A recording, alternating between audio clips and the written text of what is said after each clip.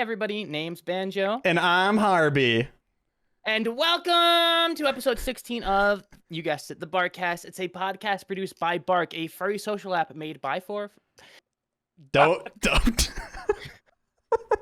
that out. Cut that one out. You got this, man. You got Made this. by furries, for furries. And with us today, we Leave have... it in, we'll do it live. And with us today, we have two amazing fuzzies, our favorite flamingo, Morning Chai. Welcome on back. Glad to have you here. It's me. That's my name. And our guest for the episode, BarleyTheBurr. Welcome on in. Glad to have you here. Wow, look at you. Our second, no, I guess you're our third IRL person we've had on the stream. So, oh shit, I was wondering about that. Yeah, we've had two others. So we like having our little rolly stand for you, so you can feel included in the little table here. Beautiful. Beautiful. But yeah, usually we start every episode by asking, first of all, who you are, and then what's your Sona. So if you would like to answer those questions, that would be lovely. Oh yeah, for sure. So my name is Barley. I'm a content creator, mostly a live streamer, who streams on Twitch. My content for a really long time was Vtubing. My persona is a polar bear, a very nonchalant polar bear that probably looks like someone you know, but with pink hair. Ooh, that's what makes you special. Ooh, and then I added ear piercings like everyone ever. Now they know you're gay. Yeah, exactly. Before the hair color changed, they were just like, they're curious. But it's the piercing. and then I added the hair color, and they're like, hey, I know what you are. like it was like ally. Okay. But now on Twitch, I mostly do cooking streaming, which is very different from VTubing because unlike with VTubing, you can actually really fuck up your life if you mess up a cooking stream. Let me tell you. And by fuck up your life, I mean you can actually like. I've almost set my kitchen on fire. I think. I was gonna ask that. You walk out. I thought you'd like say you walk out and you forgot like to put it away after peeing and it's just hanging out, you know, like down a pant leg or something. No, I have a fear of that. I have I have an actual legitimate fear. So when I start my stream, I'm sorry, I gotta get this out. No, yeah, go for we it. call it a mushroom surprise. I know what you're talking about. Go on. No. Every time I start my stream, I have a procedure. I hit go live. You your penis too? Same. I open my phone, my Discord on my phone to do my go lives on TikTok and Insta and Discord. And then I literally reach down and I check if my fly is in. That is part of the procedure. I'm not making that up. I am so paranoid that you gotta do a pre-steam penis check. I can't even say that. A pre-steam penis check. Have you had a slip up at some point? No, every day I almost show penis on stream. Yeah, I have this ingrained fear in me. I have this ingrained fear in me that one day I'm gonna go live and be like Burbots, and they're gonna be like and chat. And here's the thing, chat's not gonna say anything because they're gonna be really excited. They're like, that's the worst part. Like, Barley, I have some really good advice for you. Here's the thing. If you ever let that dick slip out, you have to then start a fire immediately so then they forget about the penis. Oh, true. Smart. That's a good play. That's a good play. Smart.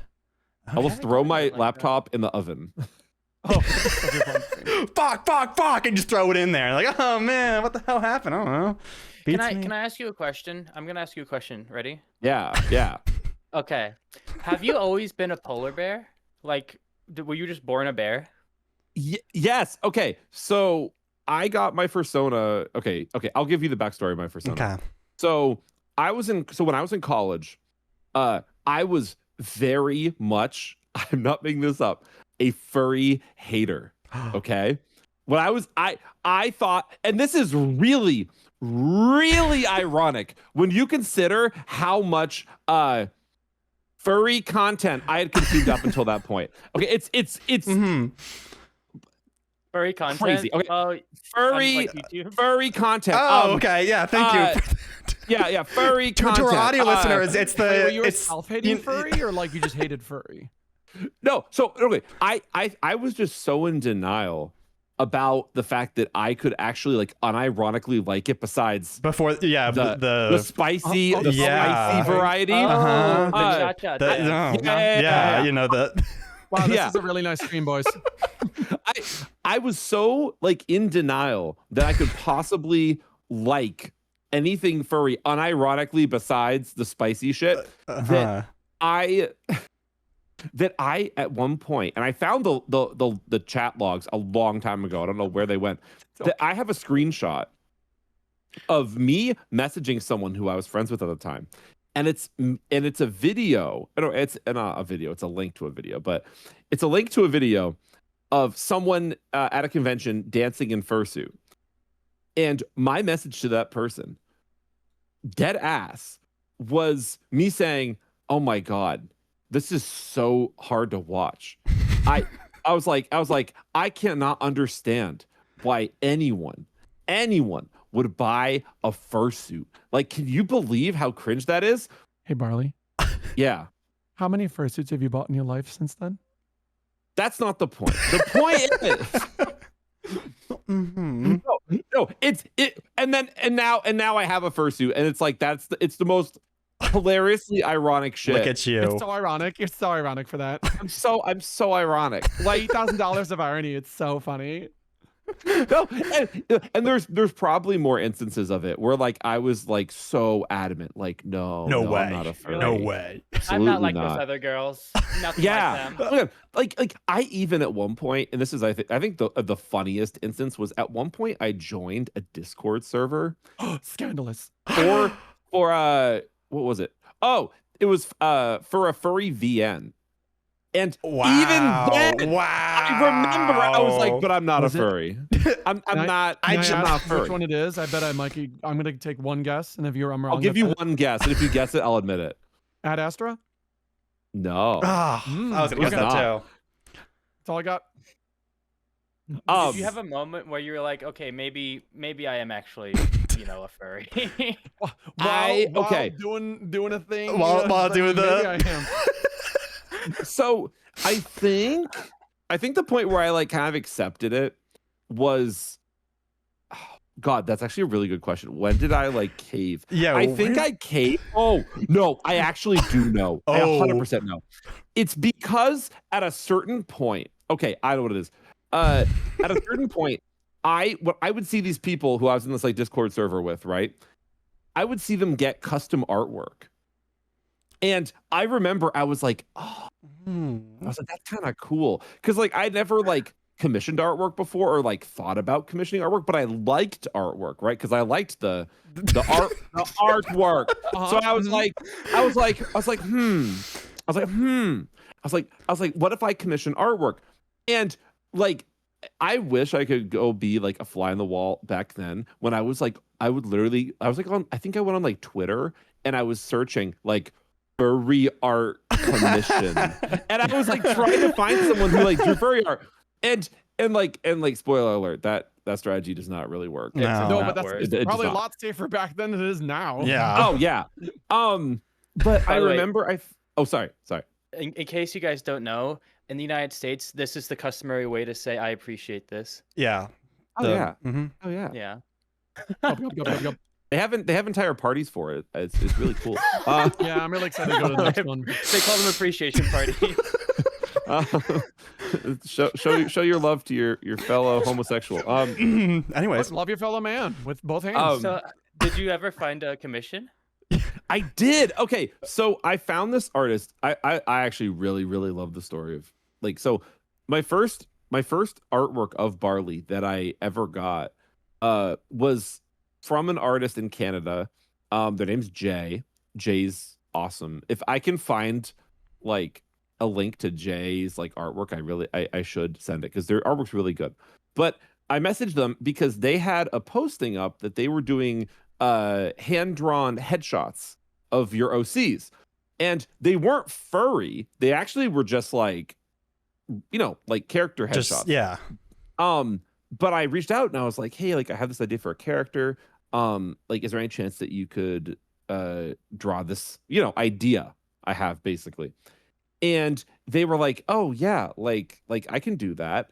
And I remember it really vividly because it was hand drawn, so like the final product was like a physical art piece, right? Mm. And also it arrived like through the mail on my birthday. Oh, it's perfect. And I remember Aw. and so I remember just being so excited on my birthday, like, oh my God, like, oh, do you want to see it? I actually have it. You have it? Do you want Yeah. me to- do you want me- Yeah, if you want to go get it. Now, Let me go find it. I have it in I my room, wonder- I think. I'm actually trying to find the artist right now. If their name is just Jay, I do have it. Are they in Canada? I though? think I know their handle. Okay, I doubt it might not It's be this one. Jay. It's like Jay, and I think they're. And this is like on their socials. I think it's like here. When I get back, Yo, shout out random artist on the Um, podcast. Shout Oh, out. but here it is. Oh, it's Shout so out. good. You have it? Oh my gosh. Okay. Yeah. It's been on my tack board in my room for like literally years at this point. Oh, you um, have to show a big penis. Be careful. No. Aw, it's, so It's sweet. Barley. I love it. Oh. Oh my god, Wow. look at Boy you. was an ally. That's literally like 1.0 Barley. Wow. And look what happened now. You got this, and you're like, oh, I'm a furry. Here I am now. Yeah. Oh yeah. Oh my God. Yeah. And that You just went changed from, everything. I'm not a furry to, oh my god, it's my birthday. Oh, it was okay. It was such a downward spiral after that because I got It wasn't beforehand. I think I commissioned that same artist like 4 times, like No, within the oh, period Jay, of we like love 2 you. months. Yeah, I just messaged Jay and be like, I want my artwork. Take my money. Here, just shh, take it. I need my fix, man. Yeah, no. But yeah, so okay. Do you want to hear the story of why Barley's named Barley? Yeah. Barley, you're here for Yeah. a reason. Talk. Yeah. Okay. I know. Fucking but, okay. talk. So okay. So Barley. Okay. So I came up with this like character idea where I was like, I want to be a bear, and the reason I picked a bear was there's 2 reasons, and one of them I've never said publicly, but I'll just just for kicks and giggles, Oh. I'll share it in this call. Okay. The first was that somehow for some reason a lot of people who I knew in college at that point in my life said that I reminded them of a bear. I don't remember why. I think it was just like my personality at that point, or like it definitely wasn't my figure because I was a fucking twink. Like it definitely wasn't that. But like maybe personality. I don't know what it was. I also used to wear like a lot of bear merch.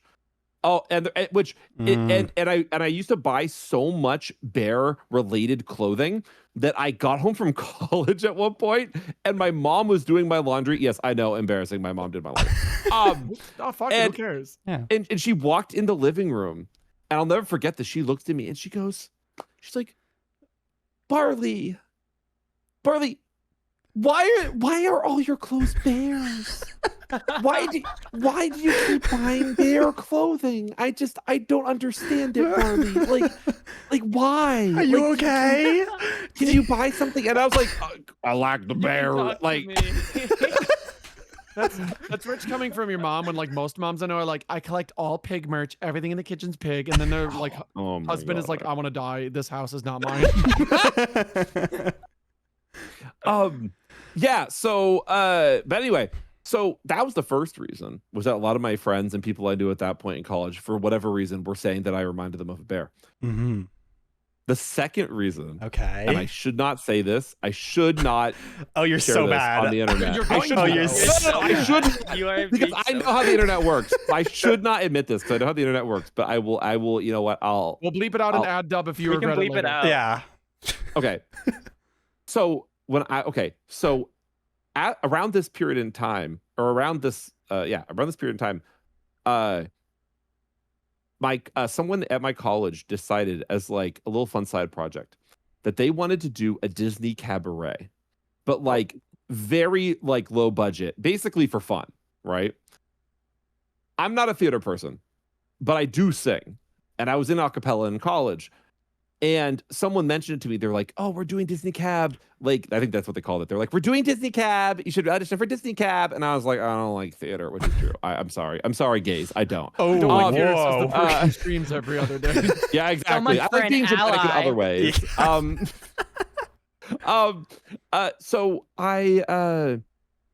So I don't remember exactly why, but I was just like, okay, like I'll give it a shot. I'll audition for like Disney Cab.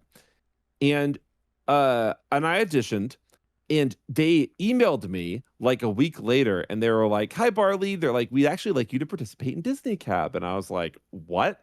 I was like, "Why the heck do they want me? Like, I don't have any theater experience. I don't." And then I remember in the email they were like, "Well, specifically, we would like you. Is it going to be who I think it is? We would like you to perform the song." The Bare Necessities from the Jungle Book. Oh. Wow, big surprise. Now, no, they clocked you. 100% they clocked me. That's not the problem, okay? The problem is that I really wanted to get in like character for it. Like I wanted to really play the part, right? Mm-hmm. Like wear a suit, you could say. Yeah, exactly. Uh-huh. So I went with my best friend at the time to the mall near my college. And I spent like several hours looking for a bear hat. Like specifically, I remember this very specifically. It's like, I need a bear hat. Like it has to have a bear on it because like, duh. We walked around the mall and I couldn't find a bear hat, but at Claire's, Oh my God, I just spit everywhere. I'm so sorry. At Claire's, they had these like if y'all remember those like wolf hats where like yes, they have the big long like Oh my God. thingies that have paws at the end. Yeah. yes. Yes. Oh no. So I bought one and I was like, close enough, like who cares? Whatever. It's for the bit. I get this is so embarrassing. We get to Disney Cab, okay? Okay.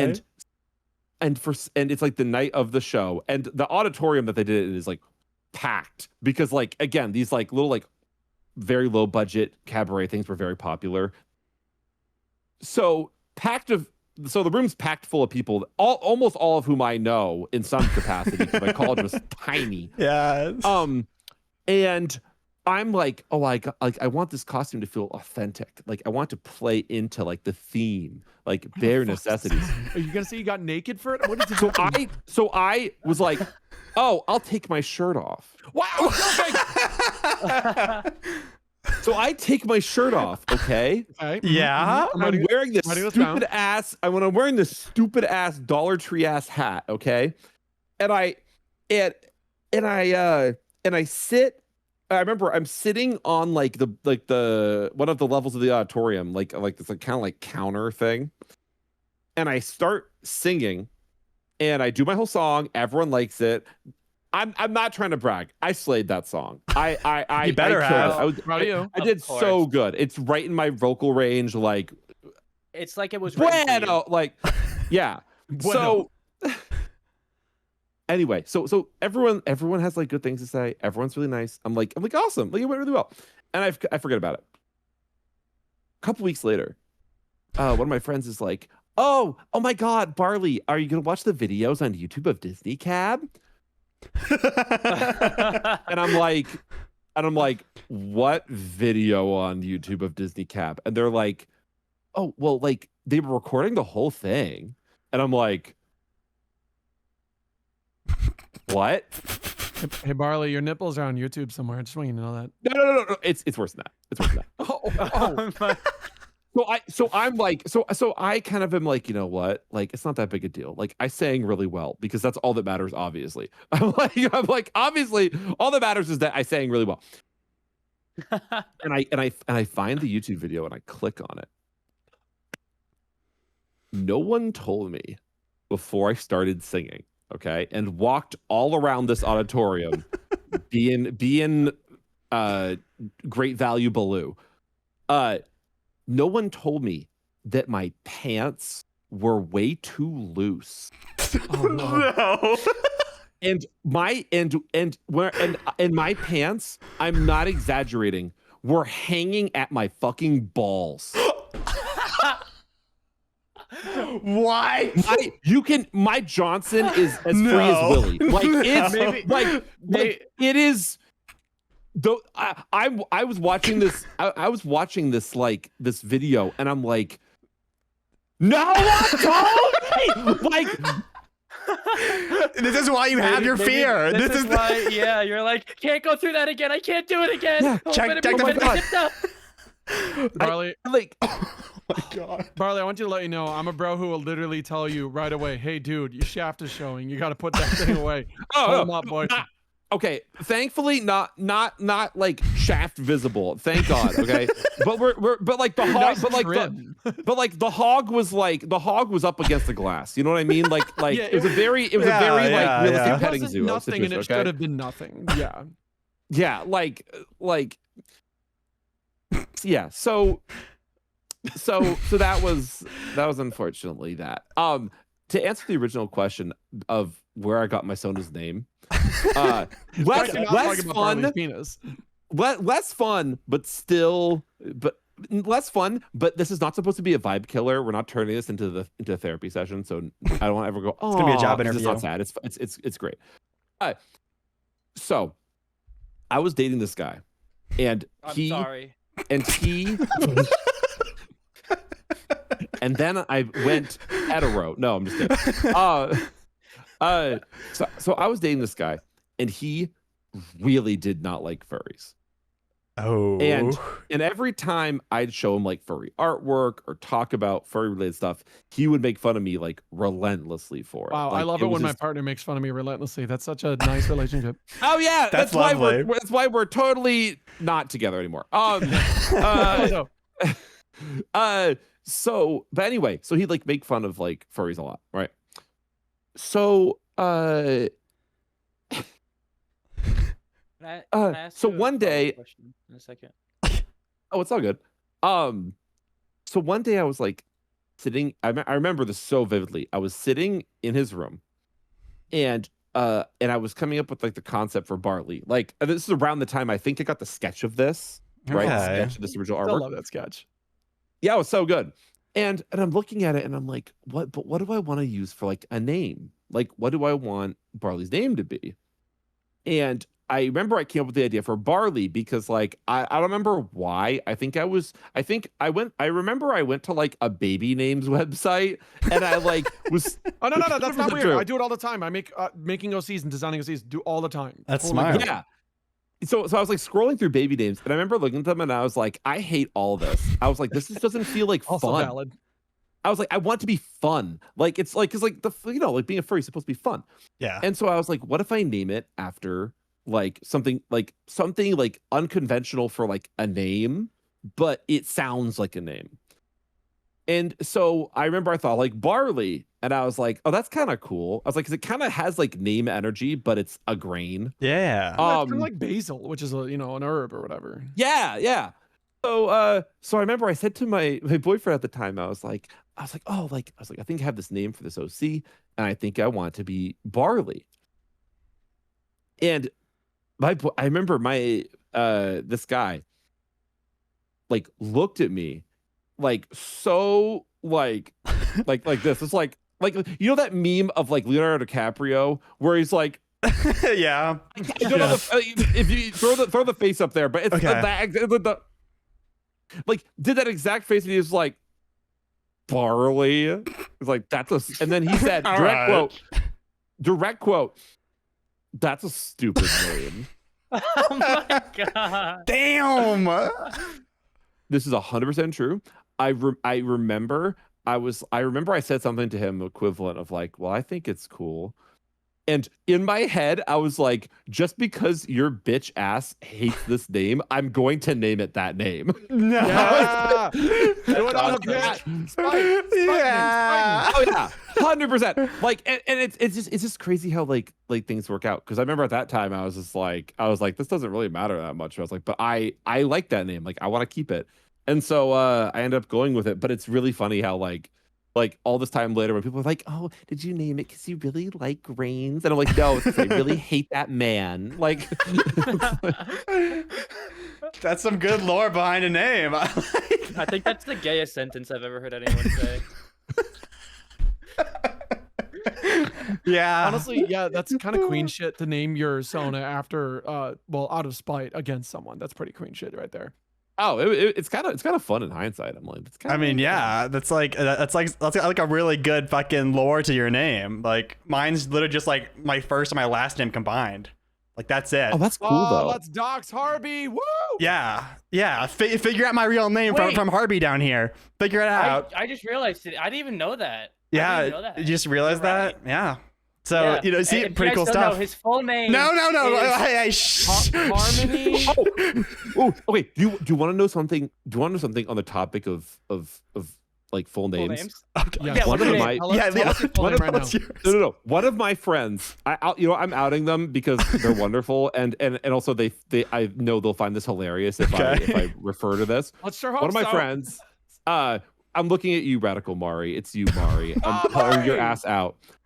My friend Mari, at one con I was at, every time they would see me walking around the con, they would just really, like, not super loud, like enough to be obnoxious, but like very, like, in a very announcing tone, when they would see me, they would just like go, "Is that?" And then they would say my full name every single time. And it was so funny. And then one of my other friends like thought that was funny. And so at one of the other conventions we went to, my friend Darwin would what am I trying to say?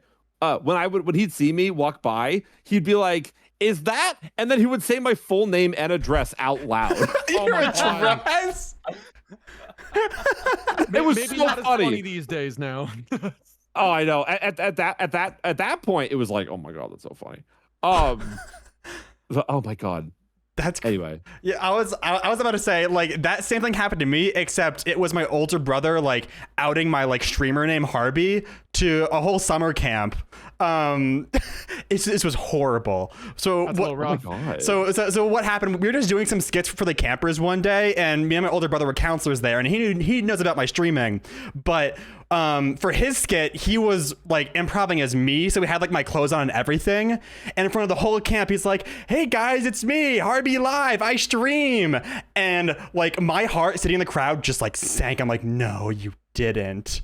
And so like right after that whole thing happened, all the campers are running up to me going like, "Oh my God, you stream, like, can I like write down your like Twitch?" I'm like, no.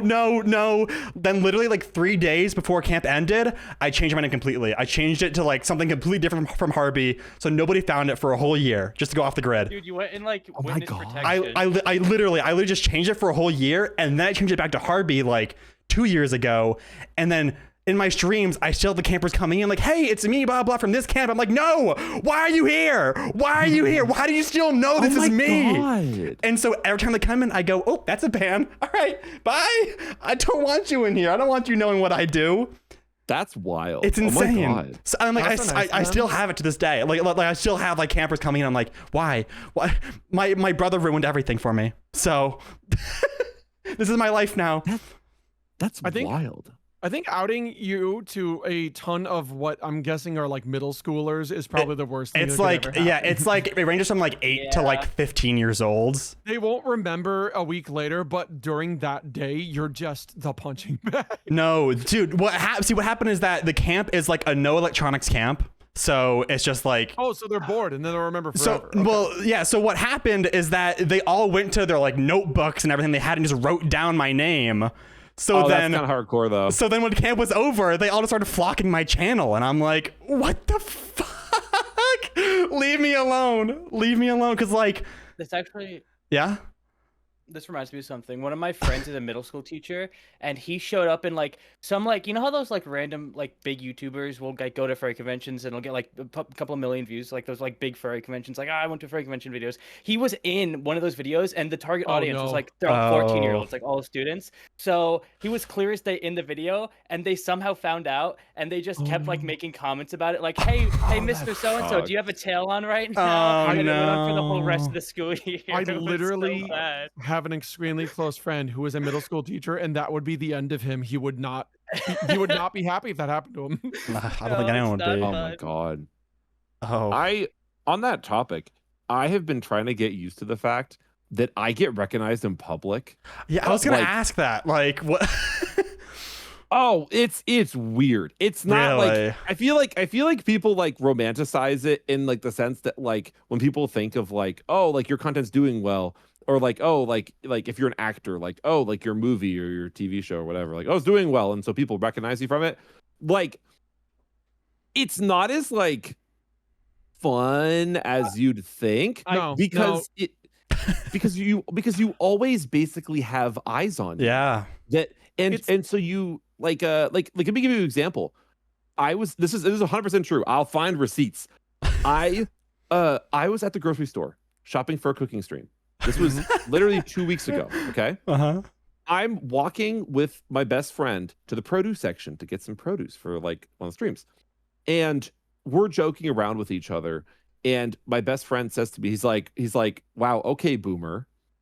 And I like retort his joke, and I'm like, dude, I'm like, you can't be saying that. I'm like, Gen Z has defined boomer as a slur. I'm like, that's a slur now. You can't say that. We're just bantering, right? Yeah. Someone nearby who heard our conversation, like laughed, and she kind of like hopped in, and she was like, I'm Gen Z, I can confirm. Yeah, boomer's a slur now. And I was like, see, Karthik, boomer's a slur now.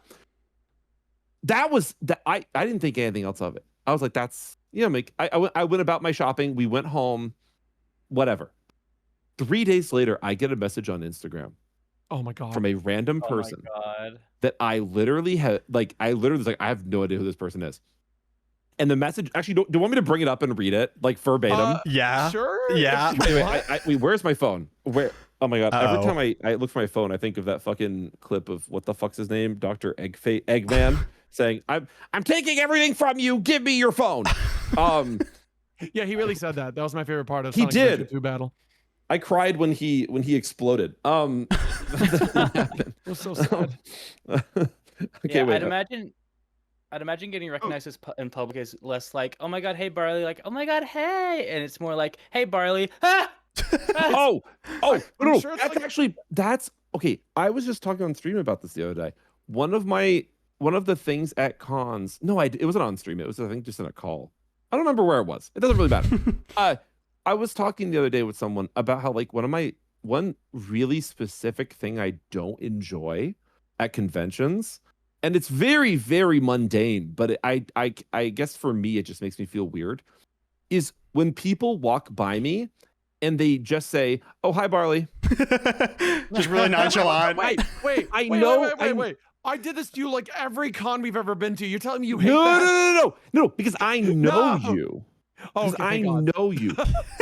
But for me, if someone walks by and says hi that casually, it's probably someone I know. Yeah. Right? Oh, and it's yeah. really off-putting that people like will interact with me on the same level that I'd expect friends of mine or people I know to do. And I know I'm not trying to say like No, set like an impossible I totally standard. get you.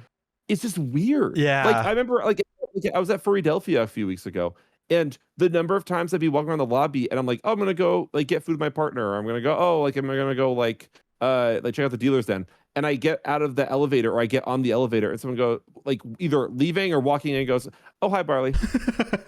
And I'm like, do I know you? Like, what the fuck? Like, I mean, I kind of have a feeling it's just people wanting to like be like, oh my God, hi, but they don't want to like waste your time. They're just like, hey, and they keep going. Okay, there's a way to do this. It's very simple. Here, listener, you're listening. You see Barley to con, don't just go, hi, Barley. Go, hey, Barley, I love your work. Keep it up. So cool to see you here. Have a great day. And that's it. And then that way you know you're not a friend, because if it's a friend, I'm gonna be like, what's up, bitch? That's what I'm gonna say to you. Yeah. Yeah, and you can make it as, you don't even have to compliment me. Like I don't want it to seem like I'm saying like, hey Barley, I hate your work. Nice job. Yo, fuck you, man. So what if Furrydelphia? This is like this is not a call out. This is something that genuinely cracked me up so hard. Someone walked up to me. They were the nicest person. They were so unbelievably nice, and they were like, I'm really sorry. Like, can I take a picture with you? And I was like, yeah, that's totally fine. And they were so respectful and chill about it, which always makes me really genuinely happy. And and I remember like we were going to take the picture, and they're like, I've seen your content, or I watch your content on TikTok or Instagram. And then they paused and they went, I'm going to be really honest with you. I only watch you when you're cooking. I don't watch the other stuff. Let's go. I mean, Look, at least look. they're honest. Yeah. It kind of Yeah. sucks, but it's also funny. Yeah, I love it when I someone's like, loved it.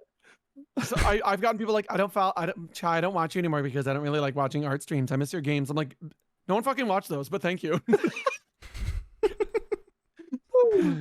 When I see people sorry. I recognize at conventions, I just want to go up to them and be like, "Hi," and then run away. I mean, Oh, that would crack me up. I'd actually find that very funny. Barley, did you find your phone? You got the message? Yeah, I just found yeah. it. One second. Let me find it. Because I got to start yeah. for you when you're done with there. Oh, this is the message. This is the message I received. Ready? Okay. The person said, "Quote: Were you the guy contemplating in the onion section at the grocery store the other day?" And then they said, "Or else you have a doppelganger in that exact area who also takes the term boomer as a deep insult." Wow, they took it so literally. Dude, oh my God. If that wasn't you, I'd be like, what the fuck are you talking about? Like, no. Oh, shout out to them. They were super nice. Oh, I bet. I love oh my this, God. like, they're watching your stream and they're like, was that the onion boomer guy? No. I have to Wait a send a minute. DM. It's sweet of you to reply to the DMs about you being the onion guy at the boomer table or whatever the fuck the question was. That's so nice of them. I respond to like really random DMs, and I get like so many like equally random DMs. But like, I think the DMs that like I'm trying to think of like my favorite category of DM. There, I shouldn't say this. I shouldn't say this. Oh, you're I so really bad. don't want to call out certain people. Yeah, I don't know. I don't want to say this, but I also really do. I have just make it a generalization. Don't target anyone specifically. I have this very like visceral like pause. Oh, no, not visceral. That's the wrong word. I have this deep love of when people send me DMs for personal issues that I am not going to solve. I shouldn't find that enjoyable. My parents are getting divorced. What do I do? You're like, I'm so glad. Oh my God. That's like what it's like.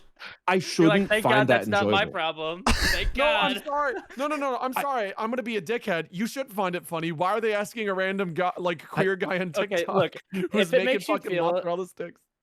If it makes you feel any better, people like DM the BARQ social accounts with like, "Hey, will you be my friend?" And it's just like, We're a company. come on. And then I'll look at their bio. Not generalization, but I'll look at their bio and they're being like their 30s too. It's not even just like 14-year-old. It's like, what are Oh, you okay. doing? Guys, BarqCast isn't even my friend. They just yelled at me to be here and they said they're not gonna pay me. It's like, Yeah. whatever. It's not It's a 'cause person, you love guys. us. It's like it's not a person. Who are you gonna be friends with? Barley, may I quickly tell you my one and only funny story where I got recognized and it goes in a wild location. Yeah. Oh. Yeah. So I was in downtown DC because I had to do an English test for future immigration. And while I was there, I was like, well, my Apple Pen broke up in A&E that year, which I saw you at. And I was like, well, shit, let's just get a new one. There's an Apple store here. Might as well. And so I walk in, and of course, it's the same day they're selling their stupid piece of shit like VR headset that like everyone wanted to buy. And I'm like, what? This thing sucks ass, but okay, bozo, buy it.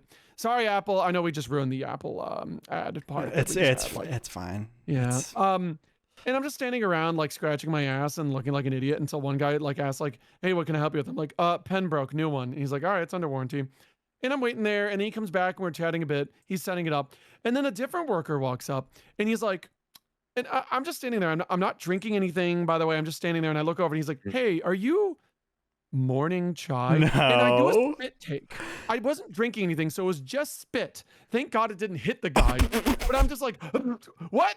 Because I was like, okay, yeah, hi. And he's like, oh, that's so funny. I'm like, wait, how do you know me? Do you watch my streams? I was like, oh no, I didn't even know you stream. Wait, like, what? What? And I'm like, wait, how do you know me? It's like, well, you're on. So cut to another story. I was on a regular car reviews YouTube video where we trekked across America to Cincinnati, and we were in a Trans Am Firebird hybrid. And of course, then cut to the Apple Store. He's like, yeah, I watch regular car reviews and like a bunch, and I saw you on there. And I'm like, oh, cool, you're here. And I'm like, oh, well, okay, at least someone recognized me from something, I guess. Thank you. What? And I'm like, no, that's really cool. Yeah, Brian's a good friend of mine. It's fucking crazy. Thank you for whatever. Hi, can I have my pen now? It was a good time. It was a funny moment. That's a story. Wow. That's Crazy. wild. Oh my Yeah. God. I love being recognized for a thing I didn't expect. that is very random. Like if someone was for some reason recognized me and it was from like some other person's channel, I'd be like, what the fuck? Look, it's as weird as the other thing. I got a letter in the mail the other day to my address, like my full address, and it Mhm. didn't say like to concerns or my real name. It said Morning Chai on it, and I'm like, what the fuck? What?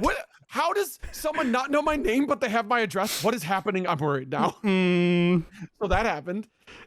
What the fuck? Yeah. It said That's it was weird. like some fucking job website thing, but it said Morning Chai. And I'm like, what the fuck is going on? How did this happen? That's so weird. They know me. They know my Chai- voice. Chai, I just want you to know Barley was so shocked by your story that he physically got pinned back to the back of the couch for like I 15 did. seconds. I really did. Life is funny. That's all I got, though. I don't have any other stories of being recognized. Yeah, that's I'm trying to think if like, oh no, but like no, like it's just I don't know. Like being recognized is like weird in certain environments. I feel like like- it's never gonna be like normal. It's like Yeah, I guess it's like I think it's difficult because like I feel like people misunderstand like when I stream that like I think they make the assumption that like I can be very extroverted all the time because during my streams I'm so extroverted. But it's like I don't know. I have this like ongoing kind of like self joke about my streams, which is that when I end stream, it always feels very abrupt. And it feels abrupt because my social battery it's empty. Like I'm done. It's not a matter of like, oh, like hee hee ha ha. I just don't want to stream for you at people anymore. No, I'm usually like, okay, I want to go to bed. I've talked enough valid. today. And but so at cons, it's genuinely and just being recognized in general, it's sometimes really hard for me because I don't want to have a bad interaction with someone, but there are gonna be times where I'm just not in the headspace to realistically like have a good conversation or like talk about a subject, even if you I really totally want to get talk you. to me about it. Yeah. That's the thing I was going to say earlier about being recognized. It's like, I feel like more people need to realize like, oh, it's a celebrity. I know them. And it's kind of like an angelic moment. They can't believe it. But no, it's just, Barley's just a person like us. Like we all eat Are you fucking good, Burger King Barley? and shit our pants. Are you okay? Are you looking at me? Something. No, I'm sorry. Something just like really loudly went like sound like it broke somewhere in my apartment, and I have no idea Yeah. what it is. That was one of our people. Don't worry about it. don't worry, they're just they're coming in. yeah, they're just that's there's in your fine. play. It's fine. Fine. Find Do you some need to go things. check Yeah. on your Okay. weird ghost that's going on? No, I mean, I'm gonna be real. The Yeah. first thing I thought was, oh my god, my fat ass broke the couch. But, like, no. yeah. I was about to say, my boyfriend would get home and he'd be like, oh my god, hi. Like it's fine. We're good. Your boyfriend would be like, God, I wish I was couch. Yeah, exactly. Half of my Twitch audience probably. Like I had to explain. Oh my god, can I share like a really okay? There's Yeah. okay. I love when Barley starts 8 sentences and ends none of them. Yes, Barley. I love it. Go for it. I love this for me. So when my video started blowing up on TikTok, there was this really weird collision of audiences that happened where it was a lot of my older viewers who were suddenly seeing my content again because the algorithm was like, yes, bucko, today you get your W. Why is the algorithm a prospector? I don't really know, but it gives that energy because it robs me of everything I love constantly. Fair enough. Fair enough. And it makes way too much money.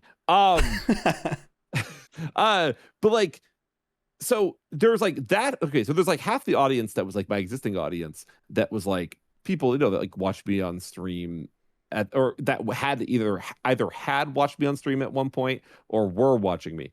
And then there was this massive like tsunami wave of new people, a lot of whom were not furries, a lot of whom were just regular people because who were just finding my content because the algorithm was just like, hee, the mic is bad. And Barley, I have to tell the story when you're done, and you know where I'm going to go with it. I actually don't, but I'm also you'll know when I spacey. start it. But go on. Sorry, don't let me interrupt.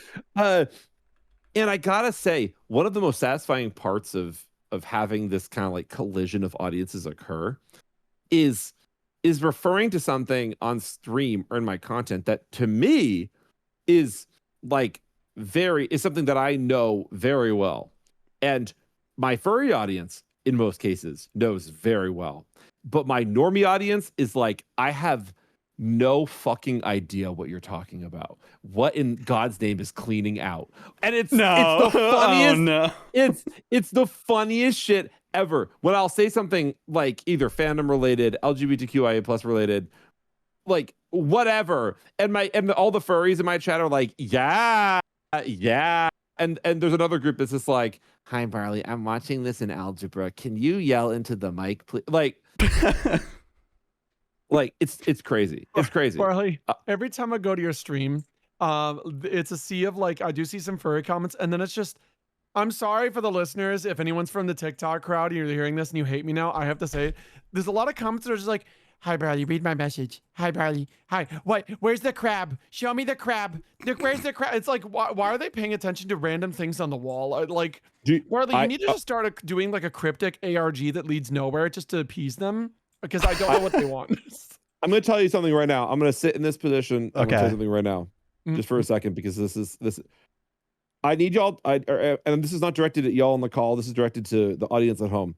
If you come in the chat and your only goal is to become a TikTok, I'm going to tell you right now, almost guaranteed you will not. Yep. Almost guaranteed. And I'm going to tell you why. Because in almost every case, the people who are joining stream just because they want to be in a video or just because they want like my attention for something that's really dumb, in most cases, I'm just going to be real with you, I've heard it before. Barley, I showed you to my mom. I showed you to my mom, Barley. Yeah. Like I could name off like Barley, I'm watching this on a projector at work or school or with my family. Barley, I'm watching this with my grandma. She doesn't know what penis, gay, sex, butt fuck is. Barley, can you tell? Barley, I'm watching this with my grandpa. He secretly knows what gay, sex, penis, butt fuck is. I was literally there the other day when you read one of those out loud. I swear to God. Yeah, or like let me listen. Barley, I'm watching this with my dog. Barley, I'm watching this with my cat. Barley, I'm watching this with my lizard. Barley, I'm watching this with my parrot. Barley, my dog. Actually, I will give credit where credit's due. Someone came into chat recently and said, "Barley, my lizard hates you," and that actually was great. Okay, I was gonna say, chat. Hey, chat, who's hearing this? We're not saying we don't appreciate these comments. Please keep being lovely in Barley's chat, but say something genuine but funny, like my lizard fucking hates you, because that's funny. Barley, the only reason I'm here is to get on TikTok. Yeah. Barley, I'm gonna make a Smurf account and I'm gonna comment that I'm sweating on the toilet, constipated. Please help me. How dare you? Okay. No, like actually, I haven't edited this clip, but it's one of my favorite chat messages I've received. Someone came into my chat, and the first message they said, this was like not that. This was I think that like either this week or last week, and they said, "Barley, Sabrina Carpenter is coming to my area, and I have no job. I may need to sell feet pics." What? Okay. That is the most random thing ever. Oh, We are sex positive here. You know, get it? Fucking get it? That made me laugh so hard. That's great. I was like that kind of energy. Oh my God. If you're confident that your feet would sell, fucking do it. Do it, queen. You got this. I'm gonna tell you right now, I have keep telling nasty my ass friends. feet. Oh, sorry, I didn't mean to cut you off. I was just saying that's why I keep telling my friends to sell their feet. Sell those feet. I actually told my friends yesterday to do it because they wanted a job, and I was like, "Sell your feet. You'll get money from that." Sorry. Yeah? What were you saying about your nasty ass feet again, Barley? I Please have go on nasty in ass great detail. feet. Oh, So lovely. I have gross feet. And that's the end of the thought. No, just kidding. No, I have my feet are kind of gross. And I was like, and when I was doing my cooking streams in my kitchen during the summer, I was like, I don't have to worry about like not wearing socks because my feet are gross. Like no one's gonna care that I'm barefoot. Oh, And it took me First mistake. it took me no exaggeration. I think it took me like 2 weeks before I found. I'm not saying where I found it. Oh no! I found people discussing. And I found people discussing my feet. No. And I think the we my all know favorite. the website, Barley. I think my favorite phrasing of it was the person said, "I love this hot summer weather because Barley's got the dogs out," and I was like, "That's so funny." Yeah, let's fucking go. That's horrible. Barley, Cracked me up. Barley, I need to tell a little story about you and I that's very funny.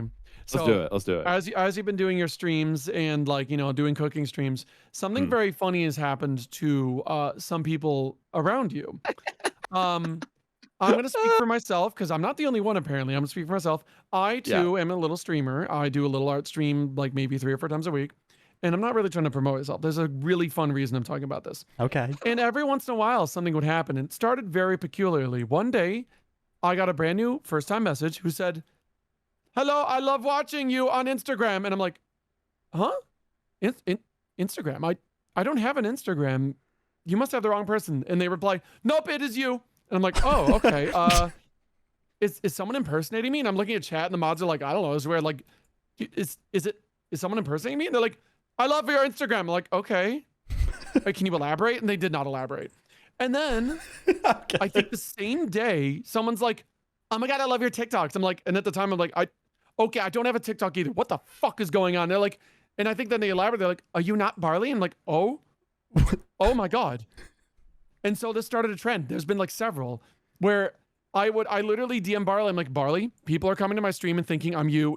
They're literally, I'm sorry again, chat member who's listening to this, but literally just do 1 second of thinking. Just because you go to the news website, twitch.com, and it says someone's live and you think it's Barley because you type BarleyTheBurr, doesn't mean that's Barley. They're offline. It just picked the next runner-up from the streamer group. Oh. Yeah.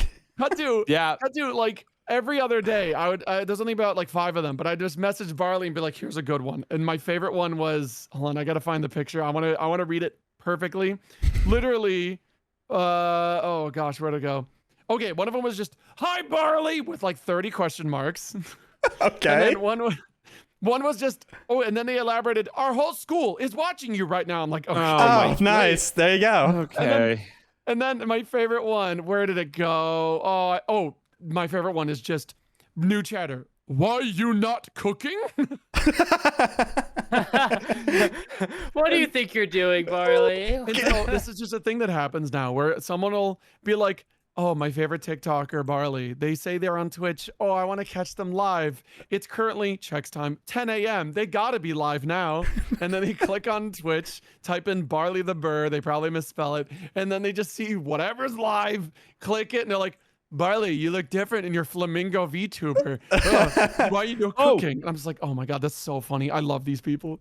So I can give you a little lore drop. So it's because when I set up my Twitch, I had to pick accounts to host when I'm offline, like to promote to people. Yeah. I know. That's exactly what it is. Yeah. And so and I've had some people like message me and be like, I remember one of my friends messaged me and was like, "I keep getting asked nonstop if I'm Barley."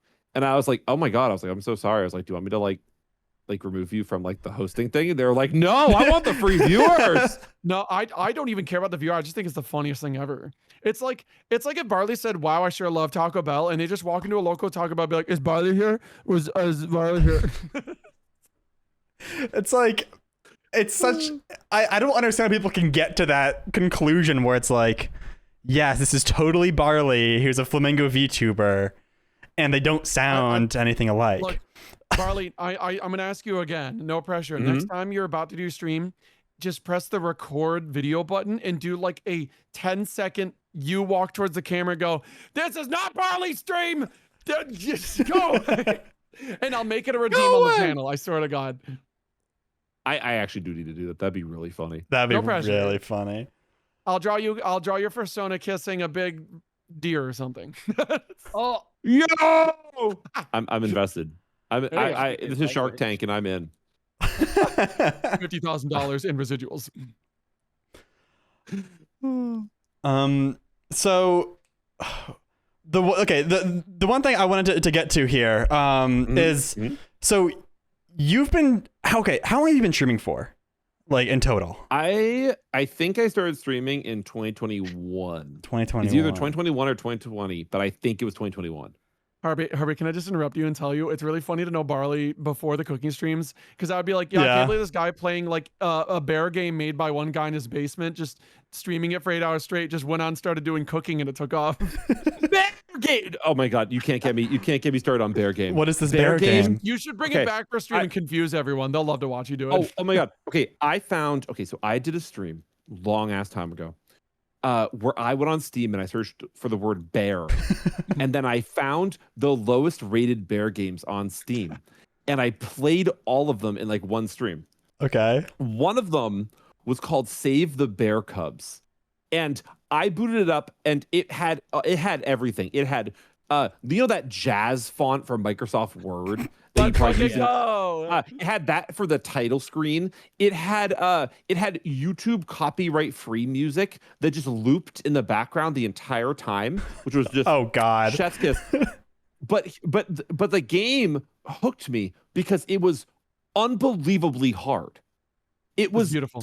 It was extremely difficult for some reason, and it was very clearly supposed to be kind of like a Super Meat Boy, kind of like a, you know what I mean, like a game that's intentionally hard to make you mad, and I got very hyperfixated on this game. I wanted to beat it, but B, I wanted to basically speed run it at some point. So I started speedrunning this game. And I'm going to tell you right now, I was my own #1 fan of those streams because I think my community hated them. They were the most boring ass streams where I need you to imagine right now, like this calls the stream and I'm playing bear game and this is what you're watching for like 2 to 3 hours. Ready? I was there, Barley. I was there. Wait, how many streams do you do of this? I did I'm not exaggerating. I think I streamed that for like 2 weeks. Yeah. I got world record. I developed strats. I made a my speedrun. God. And then this guy, I still remember, I shouldn't assume their gender. This person, and I'm calling their ass out right now online on the internet, Timeout Tom. Whoever the fuck Timeout Tom is, some random ass fuck, started speedrunning Save the Bear Cubs and beat my world record. No. And I was what's like, Tom's Twitch? I kind of want to go follow them instead. This sounds really good. No, they beat my world record, and that reignited a spark in me. I was like, oh, this is not the end. Like you think I'm about to like roll over, and no, I'm gonna go back. I started playing that game again. I started streaming it again. Some of my friends, some of my most loyal friends who would join stream like in call every single day. One of them, I love them so much. My friend Labby, one of my best friends. Labby messaged me and Labby was like, I'm gonna be so for real with you, Barley. I will not join the call if you're playing that bear game again. They're like, Barley, this is the worst game you've ever played. This is a problem. They're like, I refuse to watch you grind bear game on stream. They're like, I love you. You're wonderful. I will not watch that game anymore. And I still played it. I got world record again. And then motherfucking Timeout Tom showed up again, rolled in and took my world record, and I was so burnt out on playing bear game by that point that I never attempted to get it again. Hey Banjo, when are we getting Timeout Tom on the BarqCast? I'm actually getting really excited. Actually, he's up next. Yeah, we actually got it. Yeah. Shout out, guys. I actually want to meet Timeout Tom. I really do. Can I tell you? Wait, can I tell you all a really quick story? Yeah. Yes, not even related to the furry Yes. family. This is No, you can't. like this. I'm gonna basically become what's the name of that guy? The guy who does the speedrunning documentaries, Summoning Salt. I'm gonna have a Summoning Salt moment for a second. Because no one ever talks about this person. There is this. Okay, so my favorite video game of all time is SSX3. It's a snowboarding game. Okay. Spectacular game. It is spectacular. It is so unbelievably goddamn good.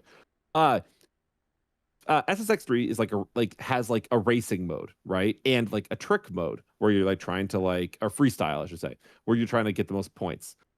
For speedrunners, they obviously do like the racing mode. You can speedrun freestyle, but it's like, I don't know, it's not the same. Anyway, so the reason I mention this is that there is this one person who's been speedrunning SSX3 and SSX Tricky, and their name's Kellicat. Okay. All right.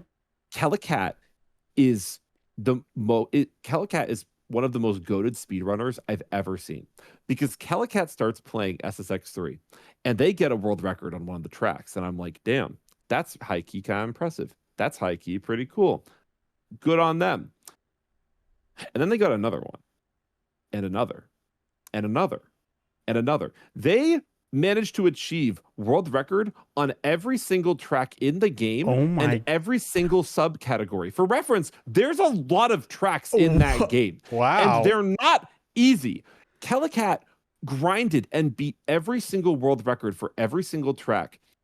And the reason I'm sharing all of this is because I would watch their speedruns when they'd post them because I was just in awe. I was like, this person is so unbelievably good. And it doesn't feel like they're even having to try. Like they'd list in the description of these videos, they'd be like, man, this one took me a while. I grinded it for 17 hours. In speedrunning terms, 17 hours is nothing. Yeah, that's nothing. That's like saying, like, I went on a walk. Like what the fuck? So anyway, so again, really very impressive achievement. The reason I mentioned all this, in one of their videos, Kellicat in the description just happened to mention one day when they uploaded a world record.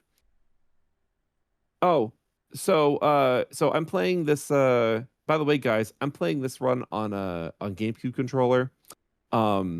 Usually I run on Xbox 360 controller, but I'm just trying out GameCube controller because my Xbox 360 controller has been broken for ever since I got it.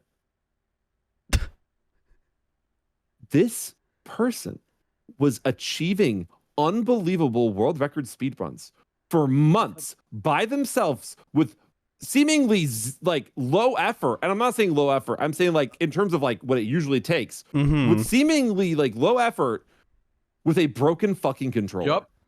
That's like people are just determination crazy. right there. I still cannot even, sometimes I think about it and I'm like, I cannot even begin to comprehend how impressive that is. That's There's people that like draw beautiful paintings with their finger on like a phone, and then there's the one guy I heard about who beat all of Zone of the Enders 2 and went, why is this game so hard? It was really hard to beat. Turns out the game bugged on the emulator and it was at 4 times speed. And it's like, are you fucking kidding me? The game's already God to your heart. How did you do this? And so he tried to play it at the normal speed. He's like, this is actually hard in a weird way. It's too slow. And it's like, you're wow. No, I think some of the craziest speedruns I've seen is people who play Super Mario 64 blindfolded and they do it completely just based off the sounds. Like, I can't even fathom how many hours you have to put into the game to be able to like know where you are. Listen, if I was on a date and the guy said he speedrun Super Monkey Ball 2, I'm putting out immediately. I don't care. I'll spread eagle in the middle of the Texas Roadhouse. I'm straight up. Like, oh my God. He'll ask if I want more rolls, and I'm going to be like, you're getting these rolls. Like, show me your monkey balls. I have not been to Texas Roadhouse. I have to admit that. It's a treat. Let me tell you. Oh, is it? It's lovely. Is it good? Yeah. So, the rolls are really good. Do you like peanuts? Do you like peanuts? Oh, I thought you said penis. And I thought that was a given. I mean, question, Barley. We're not in the business of asking obvious questions. Answer the question. Do you like penis? I honestly, this is a stream you will never see. I would love to make a wiener tier list, but I can't do that. Like, that's wait, POS. No, but you can do it in a fun way. You can like make like a tier list with like corn dog, hot dog, sausage. I see what you're saying. But it's like be very like serious about it. And if anyone's like talking sexual and shit, you'd be like, "What are you talking?" Dude, what? No. Oh my God. Like, calm down. I just like hot dogs. Look at this chorizo. It's so long and girthy. I really like this one. B tier. I feel like that. I'm unfortunately now very interested in doing that stream. Like, imagine I buy no, hear me out. Imagine I buy like all of the foods that are like phallic shaped, and I just open the stream by saying, guys, today we're doing a tier list of food. And it's just this is a great You just don't even great idea. it. we gotta just get a couple of people to help. We'll get every single possible like phallic shaped food you can think of, and then that way you'll know what to buy. What was that? Okay, you need to go check on the ghost in your house. They're attacking you. What keeps falling in my house? I'm sorry. No, what was attacking? All right, chat members who are listening to this, I don't know why I keep calling you chat. There's a sorcerer attacking Barley. Please lift your arms in the air. We need to pray. Pray that the sorcerer stops attacking Barley. Oh God. What is it? Oh no, Mamma Mia! What happened? My little wait, why did that happen? That's so random. What the happened? I have a little light in my bathroom, so when I wake up and I have to go pee, I don't have to like turn the light on. Ah! Oh my god! Please don't electrocute yourself. What? It's gonna get electrocuted. I'm looking at the found footage. I'm not exaggerating any of this. I'm actually. What is going on? I'm so glad that someone's hearing me. With what? Barley, if it's short circuiting or something, you have to get it out carefully. I don't know what is happening. Please explain. Okay. I don't even know how to clean that up. I'm waiting for my boyfriend to get here. He's gonna clean that up. What is it?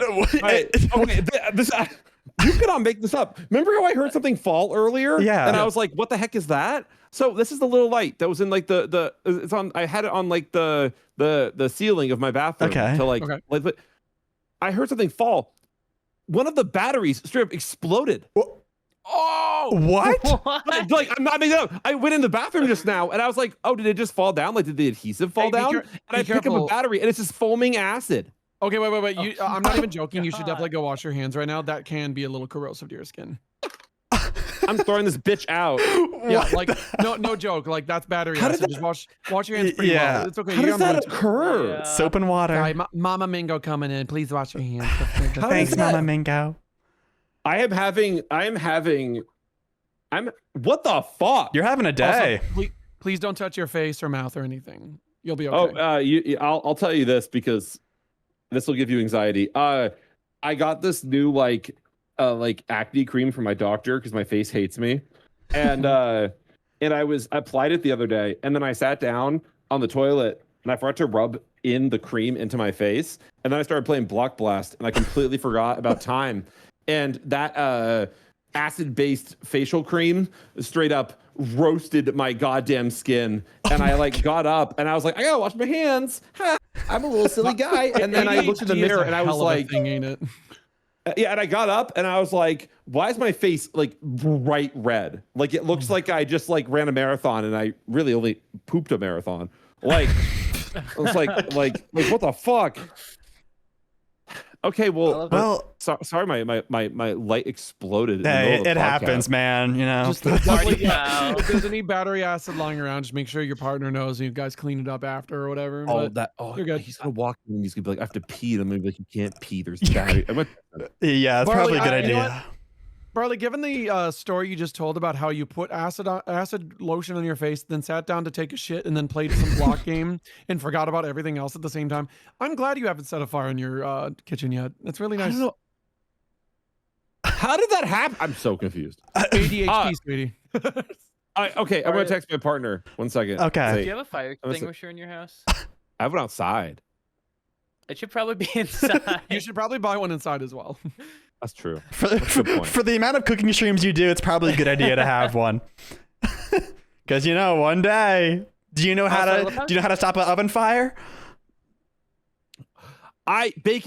No. More baking. Barley, I think we actually need to put you through a course of like what to do in case of blank in the kitchen. Because recently I was like using my skillet and then it exploded in the fire. And even though I knew what to do, I just went, fire. And I just kept jumping around and staring at it until it went down. And I'm like, I should have probably done something. Oh no! That was literally, I'm just like, oh dear, there's a fire in my food receptacle. Like that's literally what I did. It was bad. Like a sim when there's a fire in the kitchen. Yes.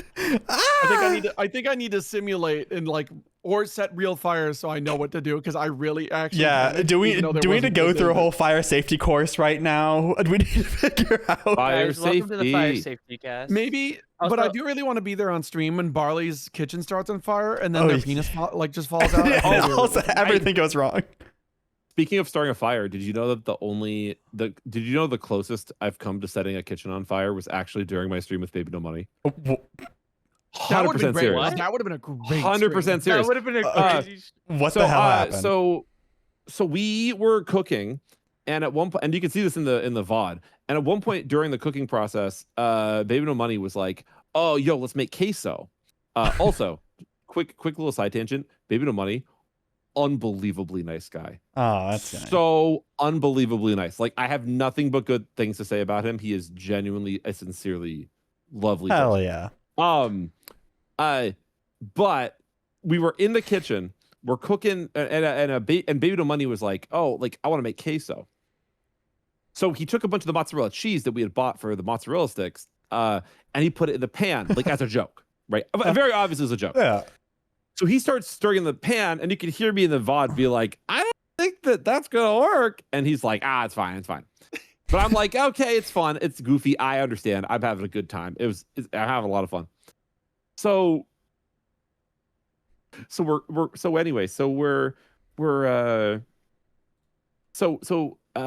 Baby No Money is like melting the cheese in that pan, and eventually at a certain point, because the heat's way too high, and also it's just mozzarella, it burns. So I say to him, I'm like, hey, you gotta dump that out in the trash real quick. So he takes that pan with all the mozzarella and everything, right? And he brings over the trash, he scrapes out cheese, and then he goes to the sink and he tries to scrub the pan clean. But obviously, like, the cheese is like really burnt into that pan, so it's not coming out. But he gets like probably like 50% of the cheese off of it. And then I see him take that pan that, again, just came out of the sink, so it's sopping wet, and he carries the pan over the stove where the big pot of oil is still turned on. BB, no. With all the oil in it, that's again boiling hot for the mozzarella sticks, and the pan is again dripping water, and you can't see it in the VOD, but my boyfriend is sitting off to the side, and you can hear him, and you can't hear it in the video, but he was like, hey guys. And I remember like slow motion watching the pan go over the pot of the Dutch oven that's full of oil, and just thinking, please don't. This Airbnb is very nice. Please don't. Thankfully, nothing. Nothing. But oh my god, that would have been. I don't even know. Because imagine if we ruined that BB No Money maker and like his face got a little like oil burn and then it's just stuck forever. And then the story's like, what happened to BB's face? Oh, one time he was on stream with some gay bear guy and they burned it with oil.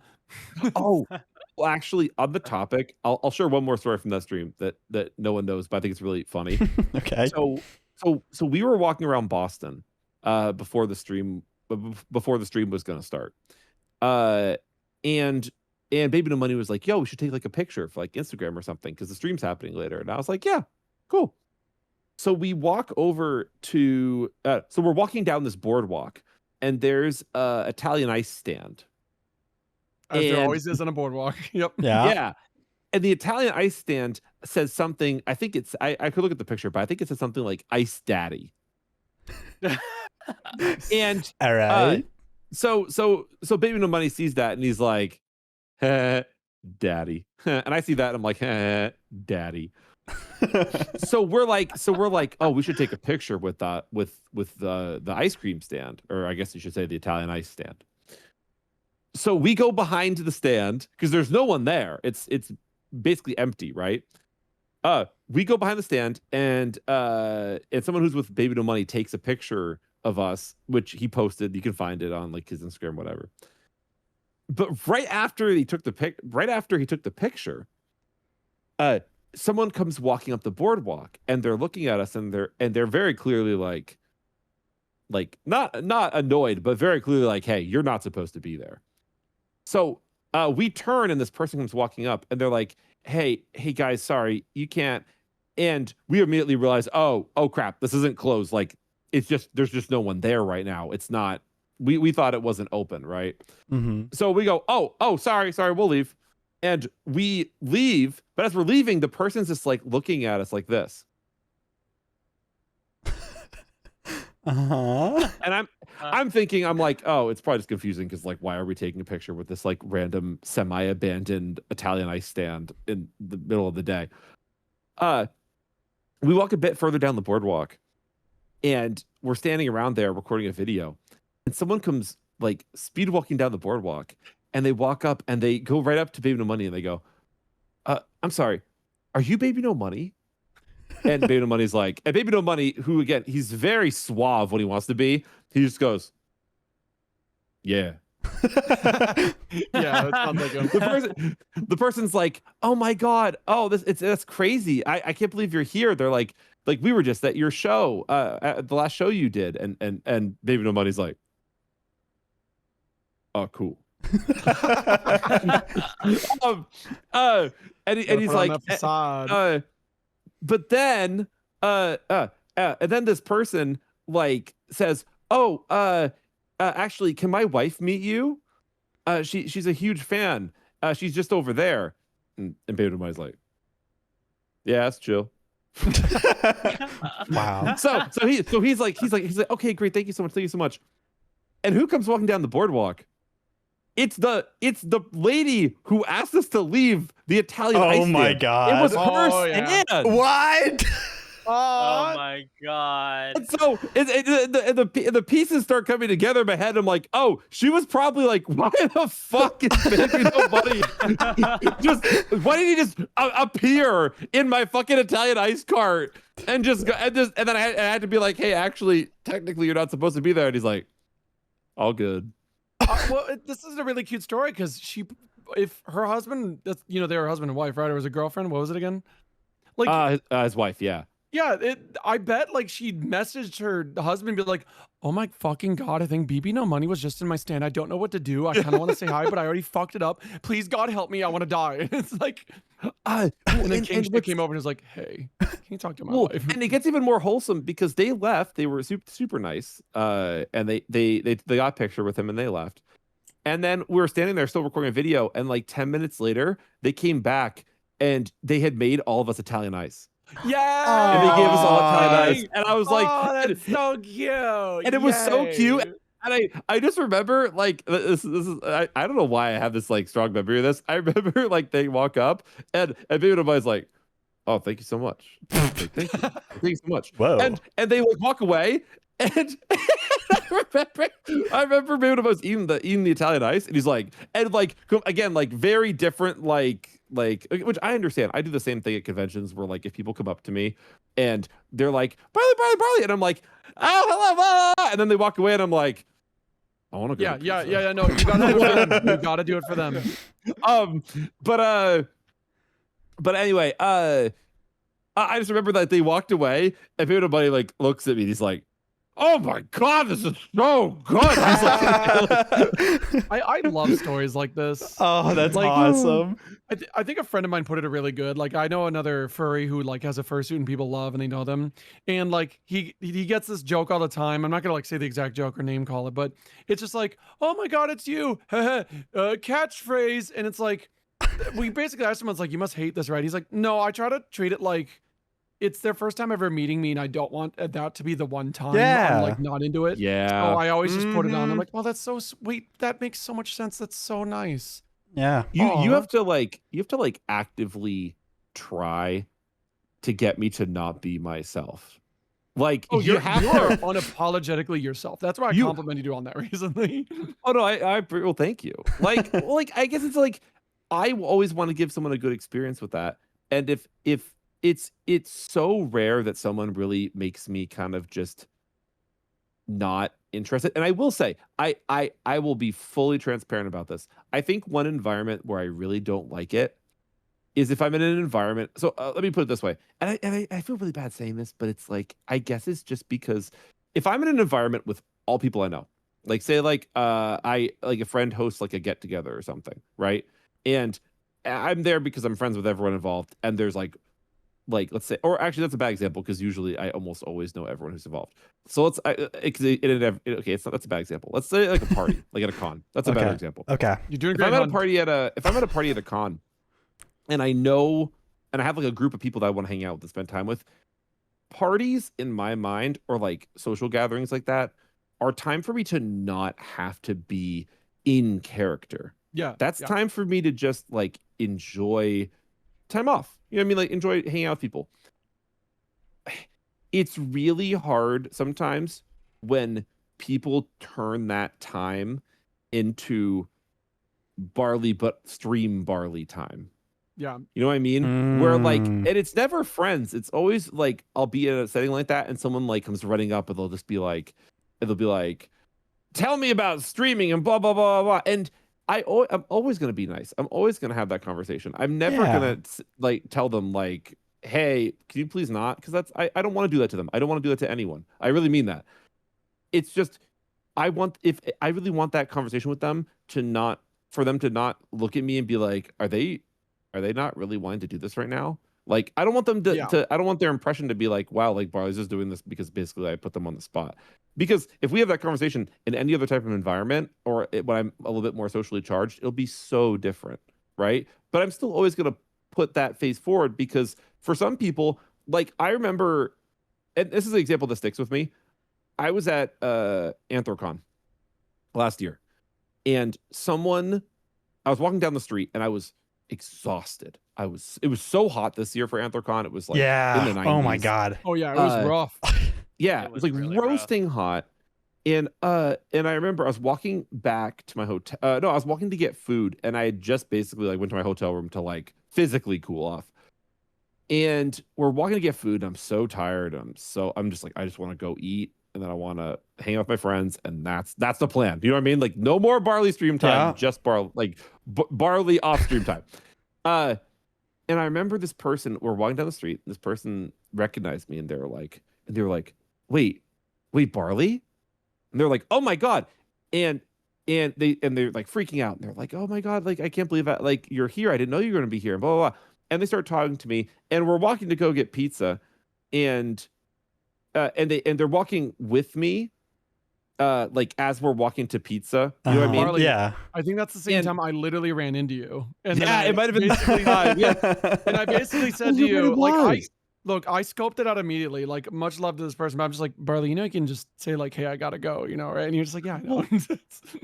Yeah, well, so, like in that particular case, like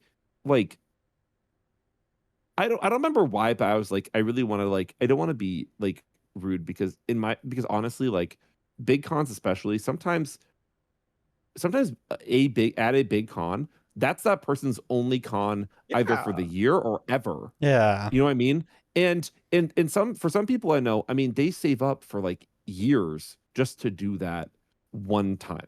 And I don't want it to be like they see me and they're like, oh my God, like I get to go to this convention and I see this person. And I don't want it to be like, hey, I don't got time for you. Because realistically, I have the time. I just it's Just the and I want them energy. to have a yeah. and they're it's just- gonna remember and- that moment for a while. So, Oh yeah. that makes Yeah. And so with that particular person, I remember we're walking to get food and they were super duper nice. This story has no negative energy towards that person. They were great. I don't want this to get like misconstrued that it was like, yeah, they were great. But I remember we got to pizza or we got closer to the pizza place and I said to them, I said, hey, yo, sorry, I gotta go. Cause like, actually, no, I'm sorry. We were walking to a pizza place and I got that wrong. They actually said to me, they were like, hey, I'm really sorry. I don't want to take up too much of your time. They're like, but thank you so much for talking to me. Like, it's so cool. I get to see you. And I was like, yeah, Aw. no problem. Like, I really appreciate them. And I really appreciate them being so understanding. You know what I mean? That's like, hey, like, yeah. you know, Yeah. I got That's somewhere to go. awesome. But after the con, they DM'd me on Twitter. Hellscape. But they DM'd me on Twitter. I thought they DM'd you that saying hell. No. I was like, oh my God. Every time I go on Twitter, I do DM people hellscape and I just log off. Valid, honestly. No, but so they sent me a DM and it was such a nice message. And they explained to the DM, which I didn't even know. They were like, hey, they're like, I'm not from the US. They're like, I traveled to the US just to go to this con. Like, this was my one like Oh, US. wow. It was my first US con. And they're like, and you were so nice, and it meant so much to me that you talked to me. Oh. And then Oh. they were like, and I made this art piece, and they literally made a drawing of their Sona, and me like kind of like the selfie. No, it wasn't a selfie. I'm sorry. It was, and they made an art piece of like us talking on the Oh street. my God, that's so Oh, sweet. that's so sweet. Aw. And I think like what I try to remember, and the reason I think about it is that like it's really easy to have bad experiences and to let that kind of like define how you interact with people, be like you know what I mean, in situations like that. But then there's situations where But if you let yourself get into that headspace where you kind of make that assumption when you go into those types of conversations or environments every time, then it ends up just being like I would say an overall negative to everyone involved, because the people who are coming up to you who are sincere are not ever going to have that conversation with you, and you're never going to have that conversation with them, and that conversation might leave a really lasting positive impact on you. I mean, I know I keep talking about this, but like it's less about me like being recognized. It's more about like the impact that some of these conversations have on me. I remember someone came up to me. This is gonna make me emotional, but it's true. Someone came up to me at one con years ago, because I had just been posting at that point that I was getting really burnt out. I was feeling really tired. And I was like, I don't know how much content creation I can do. I've been putting so much time and effort and money into this. And I was like, I don't know if I can do this like long term. And I remember they came out to me at the con and they were like, and they just wanted to say hi. And they were like, I want to tell you that all that matters is that you keep being you. They were like, it doesn't matter what you're doing. They were like, if you keep being the person that we see and the person that we enjoy seeing, which is just you in a very sincere form, then you will be successful. Even if it doesn't feel like it right now, even if it feels like you're getting burnt out, the person you are deep down is going to succeed because it's you. And I remember at that point, like, I think I cried. I think I was like standing in like the lobby, like crying over this conversation. And it meant so much to me. And completely true story. I saw them at a con this year and they stopped me. I didn't recognize them at first, but they stopped me and they said, hey, Barley, they said, like, I don't know if you remember, we talked at like FWA a few years ago. And I was like, oh shit. I was like, yeah, I remember that. And they said, I told you. Oh my god. I'm getting emotional again, but it's like, and they were like, I told you. They're like, they're like, I told you if you just kept being you, that things like you'll find your path, like you'll figure out what works best for you, and and your content will succeed as a result of that. And it's and people like you where you are, and it works out. Then you don't have to there's no faking it. Like, it's not worth faking it. Just be you. Yeah, man, I'm like so emotional, but it's like true. It's like I want to say this because I get the question so often, especially lately, where people say like, I'm getting into streaming, I'm getting into content creation, like what advice do you have? Oh yeah. And I have a golden rule of streaming that I genuinely believe is the reason for why my channel has become big right now. Do not stream if it's not fun. Yeah. Do not make videos if it's not fun. I'll give you a good clickbait title for this video right now, and it's 100% true. Are you ready? Yeah, let's hear it. I went viral weeks before I almost quit. Yeah. I literally remember you talking about either live or to me or someone, like you were thinking about like, yeah, it's just a lot. I think I'm just going to take a big break. And then I'm just like, oh shit, my home is making corn dogs and there's like a lot of people here. What the fuck? Yeah, I had decided that I was going to wind down streaming and eventually quit. And and you can actually see it. There's an artifact of it in my Discord still, which I need to update, which was I made my stream schedule and it said there are 2 streams a week. There's one Vtubing stream, and now and this was me at the time trying to keep myself even motivated to do 2. I didn't even want to be doing those 2 streams, but I was like, I don't want to, like, I've worked so hard, I don't want to just give up. And so I said, okay, what? And so at that point I was like, I need something else to do because I'm getting sick of VTubing. Not in like a negative, not any negative shade towards VTubing. Yeah. Just for me at that point, I was like, I'm struggling to find a way to make this fun for myself right now. And so I was thinking about making a schedule, and I was like, okay, I'll do 1 VTubing stream a week just because I've been doing that. That's been all I've ever done, right? Like that's what I've grown everything around is VTubing. And I was thinking, and I was like, what else could I do? And it's crazy how life works. Part of why I couldn't quit, and I'll be 100% honest about this. Part of why I couldn't just say, you know what, I'm done with streaming, is actually because streaming was playing a huge part in my ability to live. The revenue that I was generating from streaming was helping pay my bills. And around this time when I was the most burnt out, my roommate decided that he wanted to move out to live with his partner, which suddenly meant that I was going to have to pay all of the rent for my place because I could not find a new place to live. And that's kind of why I even made that video recently where I was like, I can finally afford to move somewhere, because it was seriously not even remotely feasible for me up until this point. Wow. So at that point I was saying to myself, I was like, God, I can't quit streaming. I'm going to run into financial issues if I don't have that side income. Just being completely transparent. It wasn't like, oh, I love money. It was like, no, I don't know what I'm going to do if I don't have that income to help support myself. And so I remember I was like, I just don't want to VTube because I'm so burnt out on it. I was like, what can I do? And I'm sitting in my room one day and I was like, my roommate's not here anymore, which that means I can use the entire apartment technically. And I was like, because usually I could only stream in my room. Yeah. Right. And I'm thinking, and I'm like, I mean, I always wanted to cook. Oh my gosh. I was like, but I don't know how to cook really. I was like, I only kind of know how to cook. And I was like, but then it was at this moment where like I remember this one thought came in my head, and it was like, but would that be fun? And I was like, oh, that'd be really fun.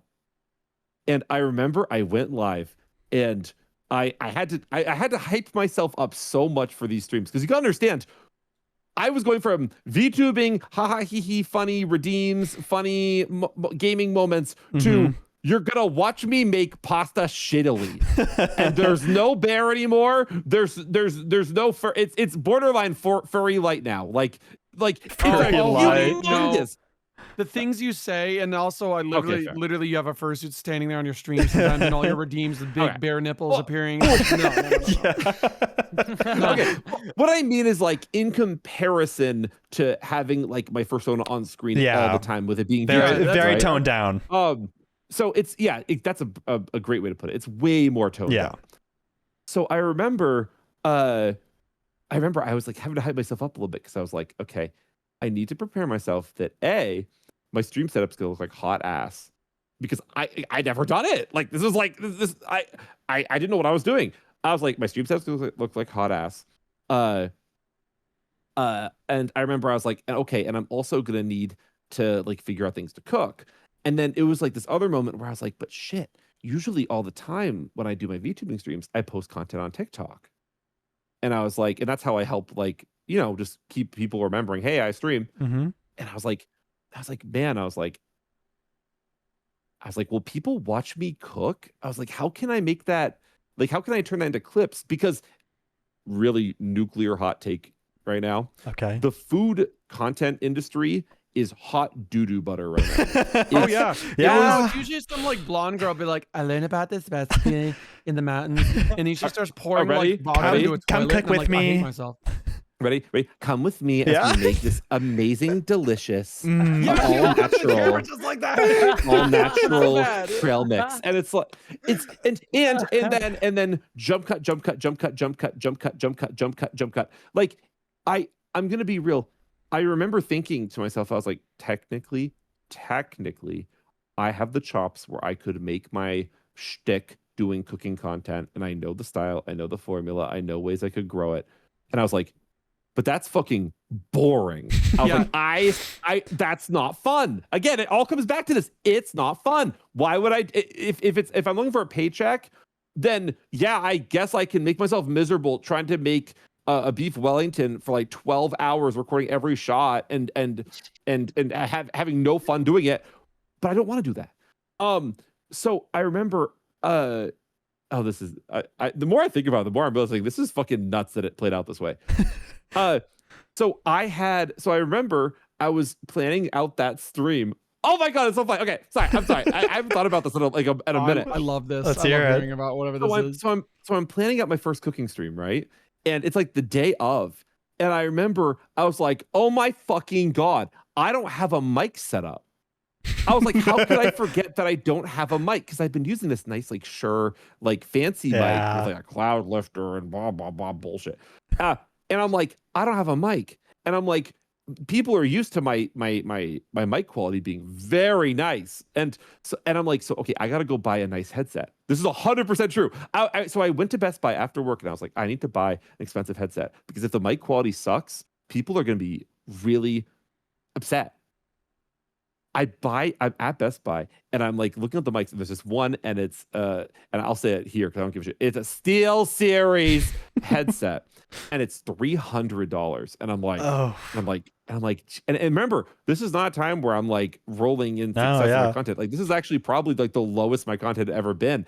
And I'm like, especially in terms of income. So it's not like I had a lot. I remember standing in the Best Buy being like, am I really about to spend $300 on a headset? It's a big investment. Yeah, and I'm like, you know what? Maybe something will work out. Like, let's just try. And so I get home, I unbox it. I'm sorry. I get home and I unbox this mic, and I plug it in. And you know how in OBS you can turn on like feedback through your mic. Oh boy, yep. I turned on the feedback, and I was like, $300. I'm not making this up. I was unbelievably upset. I was like, I blew $300 on this headset, and it sounds like horse shit. I was like, I went on Steel Series website. I started going through like support threads. I went through Reddit. I went through people on the original video about the headset were like, you just honestly didn't do the software right. I tried to install the software 7 times. I do IT full time. Okay, I at least have sort of a brain with this shit. It would not install, and even if it did, I found a Reddit thread where someone said even if you get to install, it won't fucking work. So I remember I was like, you know what? Fuck it. I don't have any other option. I was like, I spent $300. I opened the box. I probably can't return it because Best Buy's return policy is weird sometimes. I was like, I just have to commit. I just have to use this. So I remember I did my first stream, and my viewer count was so much like lower than normal, which makes sense. Yeah. I'm doing something very unorthodox, and the lighting, and I'm not like super snobby about lighting, but like in the context of like, imagine like your kitchen with one singular very yellow bulb above your head. That was my, if you go back and watch the old TikToks, Oh my god, I want to see that. if you watch some of my really old like TikToks, that was it looked really bad.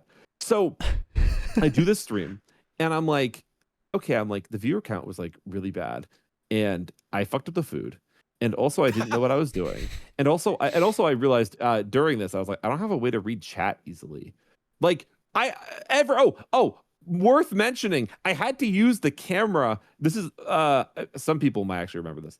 I had to use my camera wirelessly. I was using this app on iPhone to link it to my computer. And the app had this weird glitch where sometimes the camera would freeze for like a second or two, and then suddenly it would just fast forward. Yes, speed the fuck up. I know what you're talking about.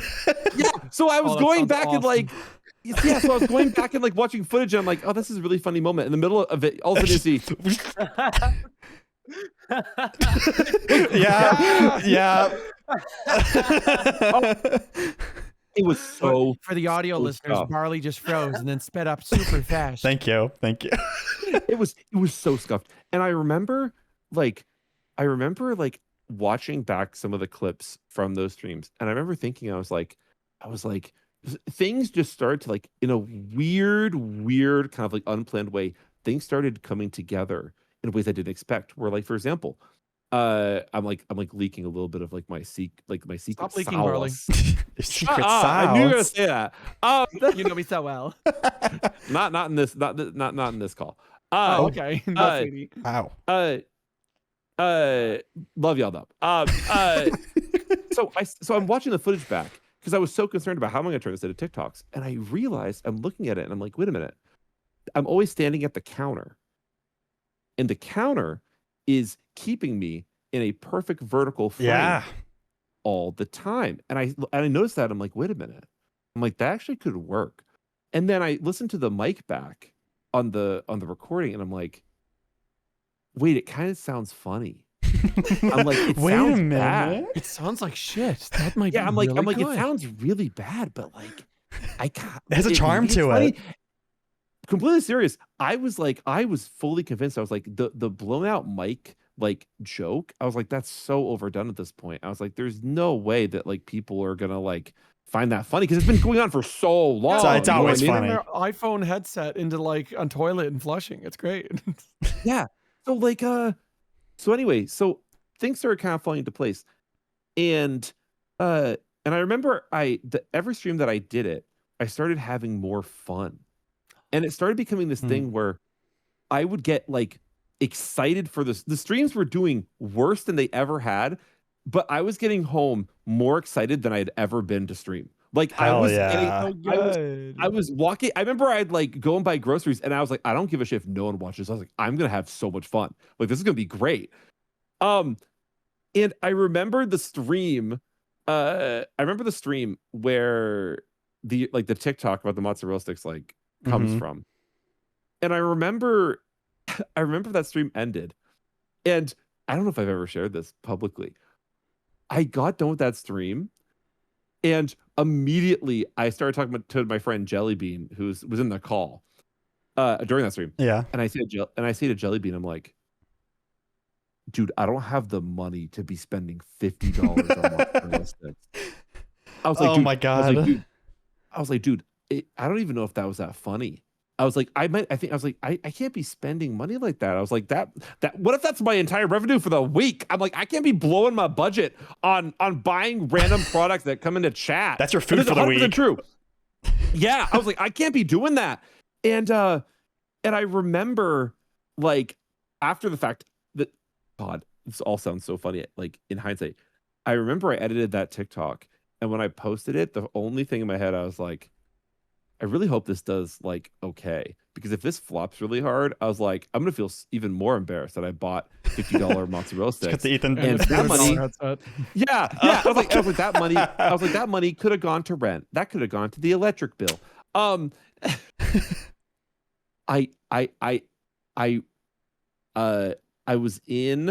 was at work when I posted that video. And my videos at that point, on average, did like 10 to 20,000 views on a good day. Yeah. And I remember I was in a staff meeting, and I had my phone in my pocket, and I just, out of habit, because I get really hyper obsessed with analytics, I took my phone out of my pocket, and I just like very casually like looked down. I was like, oh, I wonder how the new video is doing. I was like, I hope people like it, because I was like, I think it's funny, but I don't know. Like maybe it's not. It's very, I don't know. It's not what people are expecting. Yeah. And I looked down on my phone, and it'd been 30 minutes, and it said 38,000 views. Oh my God. Wow. That's pretty And good. I remember and I remember, and again, at that point, that was not normal for me at all. That was not normal. And so I looked down my phone, and I'm like, oh my God. I'm like, Holy shit. that's a lot. I'm like, that's like a lot. So I put my phone back in my pocket, and I like finished the staff meeting. I get out of the staff meeting, and it had been like an hour, and it's at 100,000 views. And I'm like, I don't understand what's happening. I'm like, this is not normal. This is not even, I've never had something like this happen to me. So I would argue one of the most surreal streams of my entire life. This is the last I want to talk about this particular thing, but one of the most surreal streams of my entire life was the night that video was going viral. And I can only describe it as, like, imagine you're like sitting playing video games inside your house, and outside there are hundreds of thousands of people all looking at your house. That's a good way to think about it. Yeah, that's great. During that stream, I remember my viewership was about the same. I think I had like maybe like 80 to 100 people in the stream, and I just remember like chats moving so slow. It's like a normal like Barley cooking stream at that point, and I'm sitting there, and we're making like, I don't even remember what I was cooking. Maybe it was like tacos or something. And I remember reading chat. I'm like, hi, oh hey, so and so, what's up? Like, how have you been? And then someone in chat's like, Barley, you know you have 1 million views on TikTok right now. Oh my God. And I'm sitting in my kitchen again. Like it's a like the part that was so surreal is it was just a normal stream. Yeah. It was not like suddenly hundreds of people pile in the stream and blah blah blah. It was like, again, it was like being on the outside of something insane that's going on in the background. And I just remember being like the entire stream trying to like even focus on anything and being like, I don't know what's gonna happen from this. Like, is that? Did you feel pressure like on your next upload? Yeah. For the audio listeners, Harley's eyes dilated and then they started nodding viciously. I'm okay. This is a humongous piece of life advice I have to share for anyone who does content creation. And this is what I knew I had to do, but like I don't know if people necessarily like think of this. If you have a video that does well, you need to do two things. Okay. First, you need to make more videos. I'm telling you right now, you need to make more. Okay. Not in a week, not in 2 weeks. You are viral now. Now's your need chance to start making videos now. When my video blew up, I said, I know I need to start making, I need to start uploading one video every day. And these videos, and again, I know this is gonna sound like a lot of pressure, but it's true. These videos need to be good. They cannot be like the number of times I've seen people go viral, and the next video after them going viral is them like this. Hi guys, thank you so much for liking me at Chipotle. Oh my god. Yeah. Like this is so crazy. No, they are not there for that. No one is there for that. And I'm not trying to sound mean. I'm just being honest. This is how it's good advice. Work now. You need to capture the analogy that I always go back to is treat it like you're surfing. If a big wave comes up and you're riding up that wave, you are not going to go just jump off and then go over the wave. You are going to ride the wave. You have to. My channel, because I rode that wave, my channel in less than a week. All right, actually, no, I shouldn't say less than a week. In about probably 2 weeks, I think it was. If I'm very wrong, please correct me on that. But I think it was about 2 weeks. In about 2 weeks, I went from 100,000 followers on TikTok to 250,000. Wow, that is a jump. That is really I have crazy. because I have rode the wave.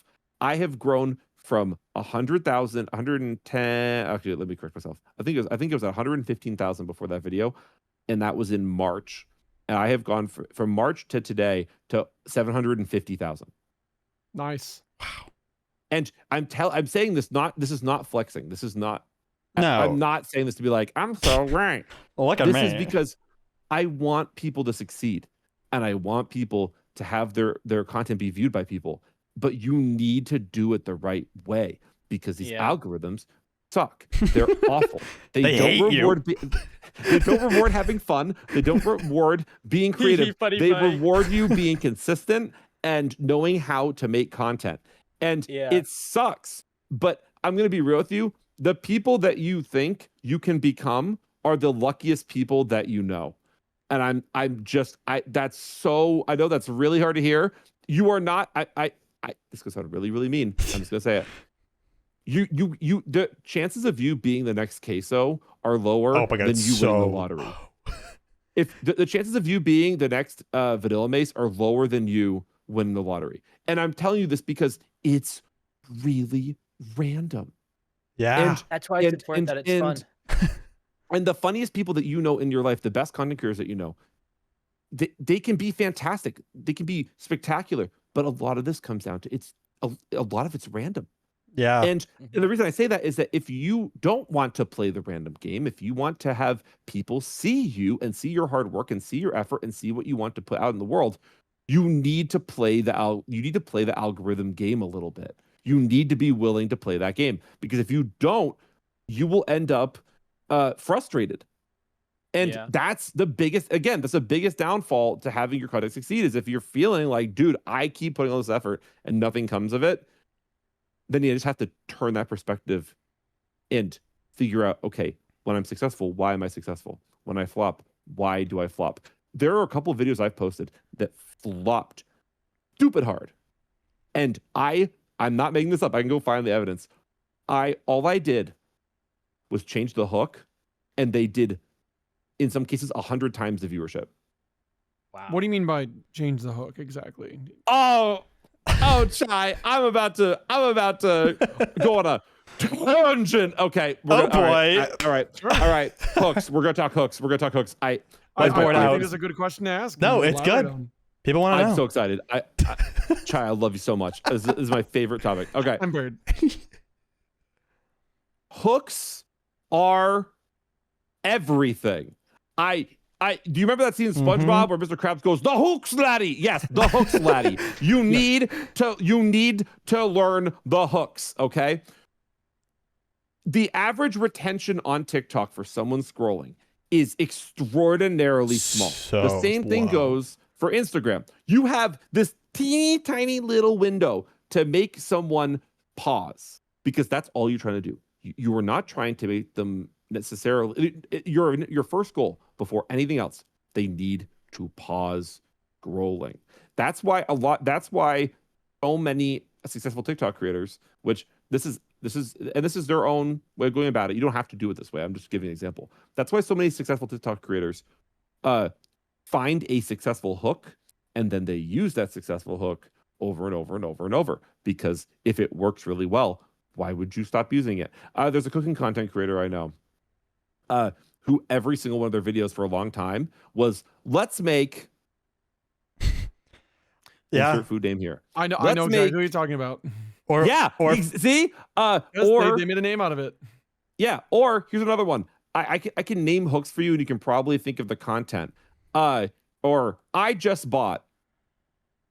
Okay, I just want to say one thing. I think it's really funny when I get why people do it. I just think it's funny when people do that because if you scroll down their profile, it's just let's make. Yeah. Dude, I've seen that video too. Yeah. The funniest one is if you guys know the VRC creator Coco, I think their name, where every video they started going like, did you know? And it's like the most like loud and obnoxious, and you just scroll through the videos and it's just the funniest shit ever, and then you're scrolling and just one interest completely changed and just like, we're all gonna fucking die, and it's just like when you're scrolling through it catches you so off guard.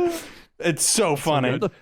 There's and it doesn't even necessarily have to be like, but again, I think the biggest difficulty with growing your content is that you see people who don't do that succeed. And so then in your head, it's like, well, if they can do it, I can. I'm gonna tell you right now, sweetie. I'm gonna tell you right now. It's so luck dependent.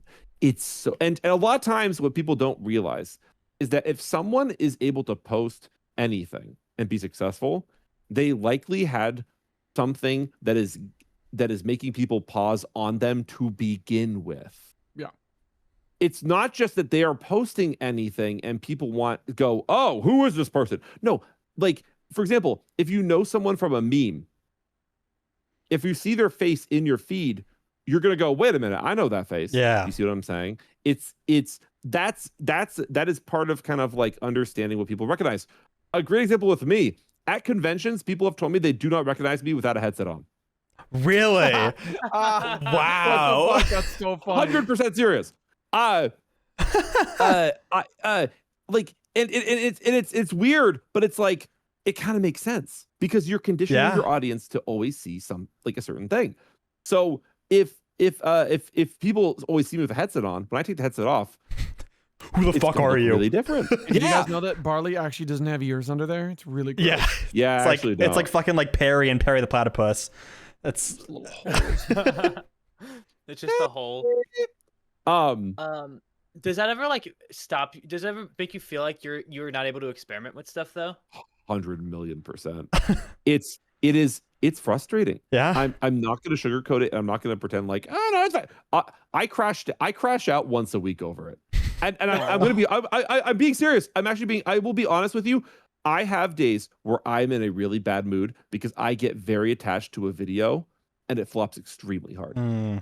and it sucks. It's like I'll have a bit where I'm like, I think this is so funny. Like the edit I did is so good. Like I feel like people will like it, and you post it and it bombs. And You hear that, TikTok? You're hurting my friend's feelings. Please watch that video specifically. Come on, like it. Yeah, it's crazy because sometimes Harvey like, oh my god, I'm working on this new video, I'm so excited for it, and then like 2 days later, it's like somebody died, and then he's like, I don't know what happened, it just didn't do well. Just flops. I literally get this as an artist. I will literally paint a beautiful picture, post it, and it has like 100 views, and then I post like a sketch of my fat ass that barely I spent 5 minutes on, and it's like, hey, I'm like, okay, great. Awesome. Well, you know what the really frustrating thing with growing content is so much of whether or not people interact with something is whether or not they know it. And I have had this struggle where I posted a reveal video for my 24-hour stream. Here's a video that flopped, and I'll give you the breakdown of why it flopped. I made a trailer for my 24-hour stream, and the opener was me saying, do you know Survivor, the reality TV show? Mm-hmm. Yeah. That video immediately flopped, like out the gate, just.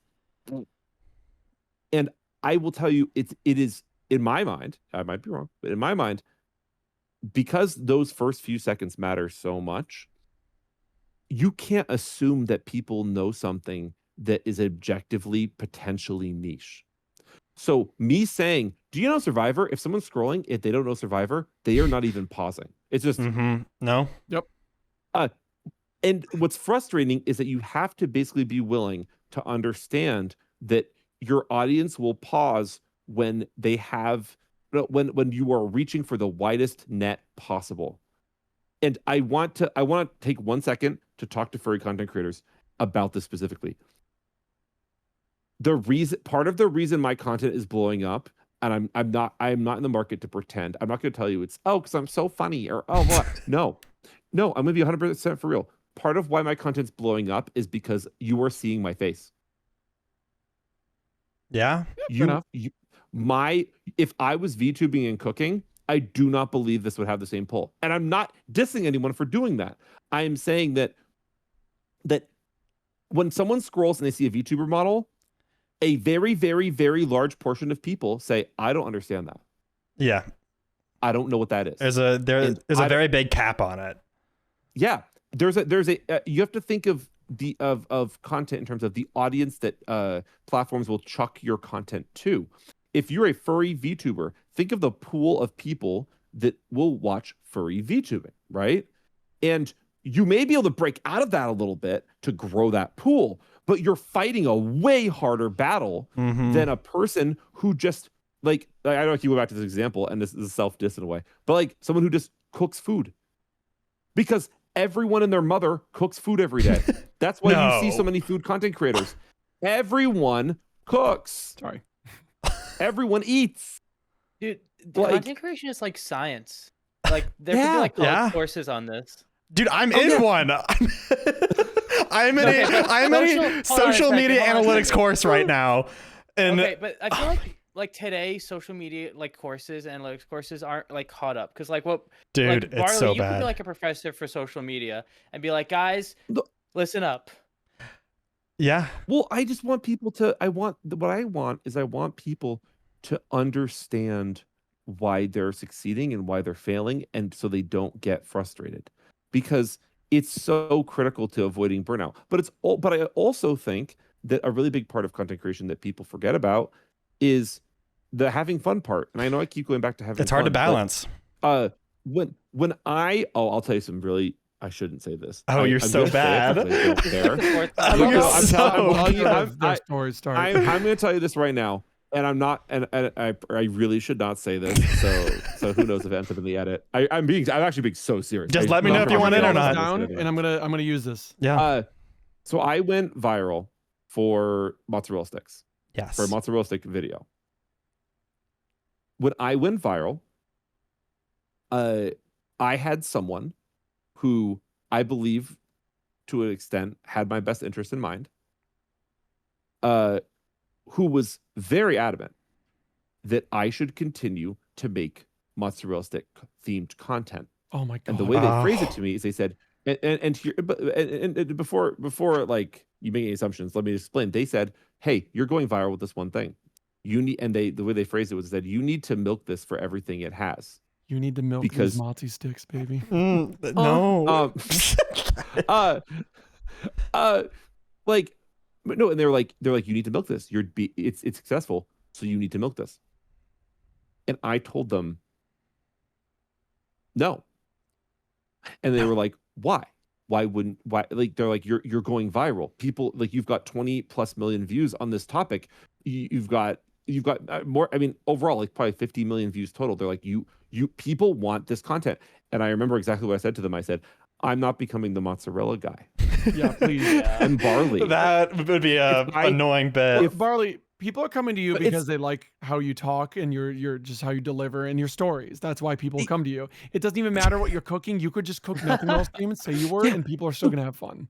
No, exactly. And that's the thing, is that I told them, I was like, I want to be Barley. I want to be myself. I want the content I'm making to just be me. And if I make my entire shtick mozzarella, Your entire mozzarella stick. you know what people do in that case? They go like this. I'm bored. Yeah. No more. You're done.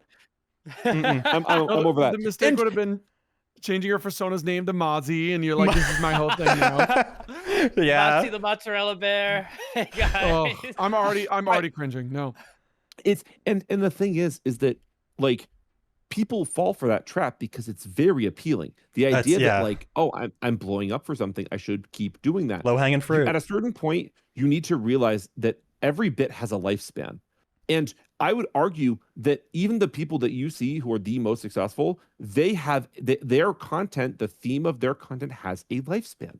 That is why you see Mr. Beast doing. I'm not a Mr. Beast fan. Just to be clear, this is just like a good, I've never easy heard of the example. I wish I hadn't. You need to think of the fact that every time you see a Mr. Beast video, there's a very different theme from the last one. And he's doing that intentionally because when people say, but why don't you just give away stuff every video? I like watching you give away stuff every video. Okay, but at a certain point, then people are going to say, oh, I've seen this a million times. I don't want to watch this again. And he knows that. So he makes new content every time. In the same way that streamers collab so much because their viewers at a certain point of watching them, like, just sit like by themselves, right? At a certain point, the viewers want to see a different dynamic. They want to see different interactions. They want to see 100%. With the Mr. Beast thing, how everybody likes seeing him give away stuff, and he doesn't do that for a while. I think it also makes, when he does do it, perform better because people are like, oh my god, I've waited for this for so long. I love seeing him do this. Oh yeah, because people like seeing like character breaks a little bit. You know what I mean? Yeah. Like they like, and I think I'm kind of starting to get to that point myself with cooking, where I love doing the cooking streams. I'm not going to stop doing that, but I want to start shaking it up a little bit because I need myself and I need something different to keep me engaged with the topic or with the idea of streaming. To keep yourself Okay, sane. well, luckily, we've got some ideas so far. You're going to do the wiener tier list stream where it's a bunch of different phallic objects. You gotta do it. It's so funny.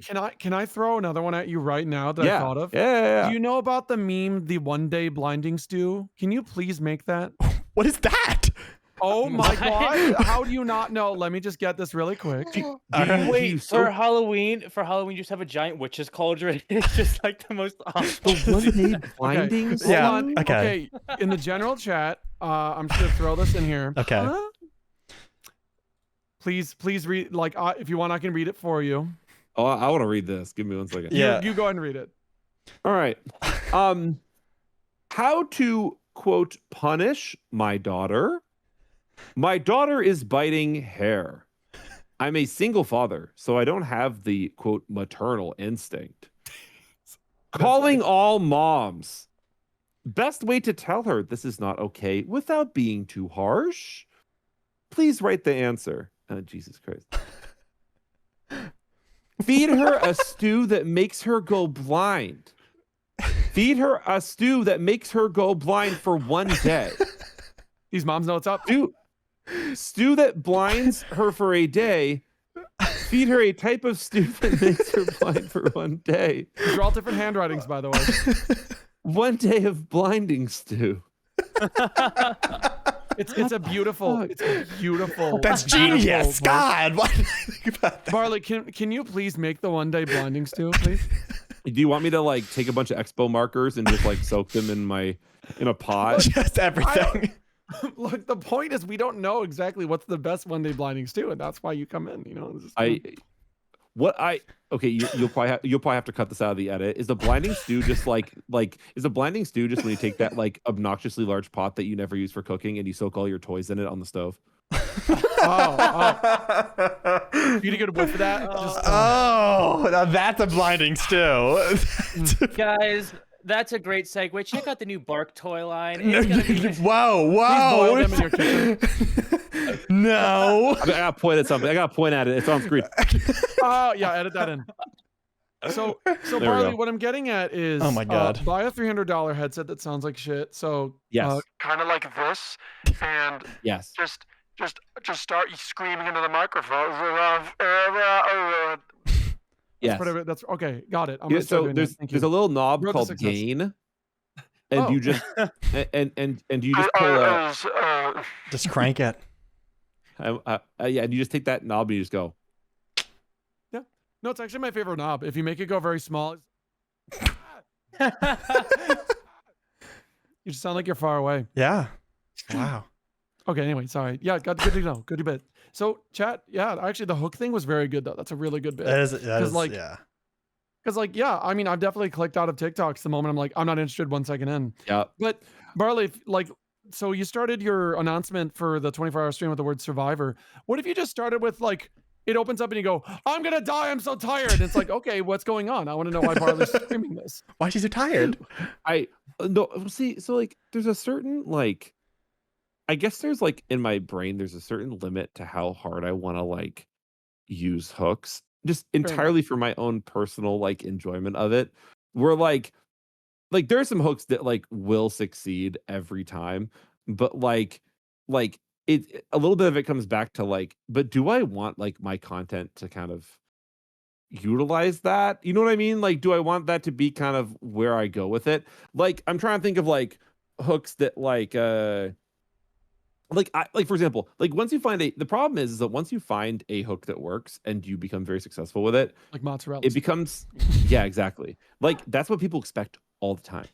Yeah. Like there's certain Okay, content creators where like when they post something that isn't that hook, I just scroll. And that's That's- rude, but No, you're right, because just that's what the same happens. reason why someone came to my channel and says, why you no cook? It's like, well, first of all, I'm not Barley. But second is like, are you that, would you be that surprised if Barley decided tomorrow to like do a pottery stream? Like, are you coming for the Oh. cooking or are you coming for the Barley? Because I don't do know. you I want me feel to- like it's weird.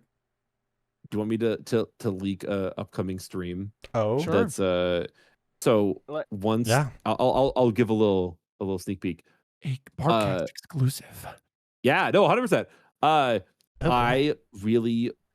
I had someone reach out to me who said, "Hey, would you be interested in taking a cooking class?" Oh. And yeah. so, and because I know people don't believe me when I say this, I basically don't know how to cook. I am going to do a stream with them, and they are going to teach my best friend and I how to cook. And That's so good though. You need to. Is it Gordon Do you know how to Ramsay? make a roux? no, oh my god, no! Oh, Rue! No, I don't talk about no. We're positive, Wait, bitch, positive bitch, vibes if you only. just been Positive vibes only. Have you just been microwaving chicken tenders for the last 4 months and getting millions of views, you son of a bitch? No, I okay. So I'm gonna be so for real with you right now. I would be so for real. I don't get insulted by comments in my chat very easily. Oh no. There was one comment in my chat where I was like, I need you to stop calling me out this hard. And it was someone came into chat and they were like, I am so excited for another week of Barley streams where Barley makes the same 4 to 5 hyperfixation meals every single time. Oh my god. All right, gamers, we're making And I mac was and like- cheese and chicken nuggets. Let's do this. Yeah. And I was like, that's so rude. It's so accurate. Yeah, it always hurts it always hurts the worst when you kind of agree with them. Barley, if you ever bring me on to cook with you, I'm teaching you how to make mapo tofu or durawat. I'm going to teach you some spicy, good ass food. Ooh, let's do it. 100% I'll do that. Mapo tofu is my favorite. We'll do tteokbokki, mapo tofu. Just go crazy mode. Oh, okay. But before I forget, do you want to know the most insulted a chat message has actually ever made me? Yes. Yes. It wasn't a lot, but it was like enough that like I think about it sometimes. I'm like, ouch. This was several months ago. This was like when my channel was still like growing a lot. Someone came into my chat and they said, quote, hey Barley, is your boyfriend a furry too, or does he just love you?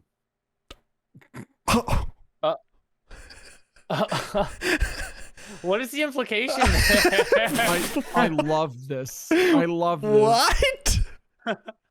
Well, answer the question, honey. Yeah. I was waiting. like, that is such a deep cut. Like that's oh my god. Like Wait, I mean the joke being because you have trauma with your ex. Wow. Wow. Hey, thanks, Banjo. Let's just talk about that now. Yeah, great. Someone has for the to audio do it. listeners, Barley let's just just took a jump big into swig it. from a solo cup. actually I just realized that one of my stims is also a hook. That no, Philip DeFranco on YouTube way back in the day used to go, let's just jump into it. And I've been good hook. stimming that for years. It's like, It's oh good. my god.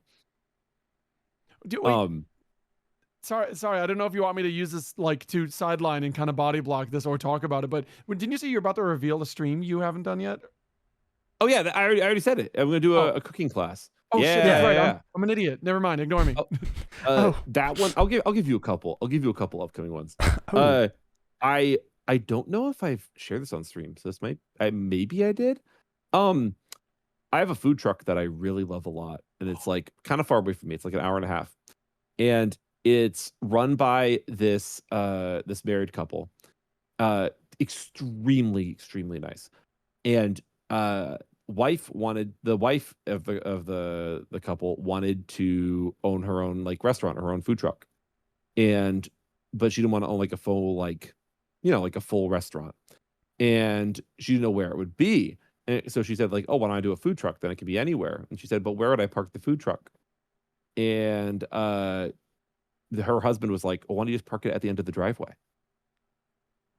Like, and So cool. and they were like, and she was like, wait, yeah, we could do that. Their food is so good. I'm telling you right now, it's so good. But anyway, I love were food trucks there. so much. Yeah. So we were there having our, because they're only open during the summer and the fall. And we were there and I was chatting with her. And I told her, I was like, oh, I do like content creation. Like I have like a cooking. I just told her it's with boomers. I was just like, I have a cooking show, right? Yeah. Like it's like the Food Network. No, I'm just kidding. Yo, I mean, you get more views than a fucking Food Network. Trust me. No, so I was like, yeah, like this little cooking show. And she like very seriously was like, why don't you come stream in my kitchen? Please, Barley, I'm begging you, please. Oh, I want to. Yeah, So a food truck Please. stream. So yeah, so there's I need to plan it with her, but she wants to do a cooking stream in the food truck with me. Oh, That that'd would be good. awesome. Oh my So god. I love really that. want to do it. I need to figure out like I need to. Okay, you know what? Right now on the podcast, I'm going to message her and ask. 1 second. Yes. I mean, Oh, wow. I think what You're I'm gonna living do like is, Larry. if you can't quite figure out how to like set it all up, get it all working, because I don't know how like webcam, Wi-Fi bullshit. You might want to just find a guy who is cool and be like, yeah, I know how to do this shit. I got you. For like Barley, could you ever yeah. see yourself owning a food truck? Okay. Oh boy. Okay. All right. This is an ongoing debacle between my boyfriend and I. Somewhere near me, I won't say where. There is a business selling a food truck. Oh. And every time we drive by, my boyfriend says, "Do it." Just My boyfriend's at the door. Can you give me like I 1 love that second? supported boyfriend. Yeah. Give me right 1 there. second. That's so good. It's like he knew I was here. Speaking 1 second. of, I think if only there was a Barley plush, I think that would make everything better. Oh, only that speaking of existed. Barley Plush, where the fuck Go is it? wash Where's your that little hands in the shit? sink that the battery fell in. Wash 1 your hands second, in I'm the grabbing different it. sink. No, it's about the I'm plush grabbing now. it. Okay, Chai, it's about the Oh my plush. God. I'm grabbing my plush. I'm sorry, I'm mama mingoing really hard. There's battery acid in the Chai sink.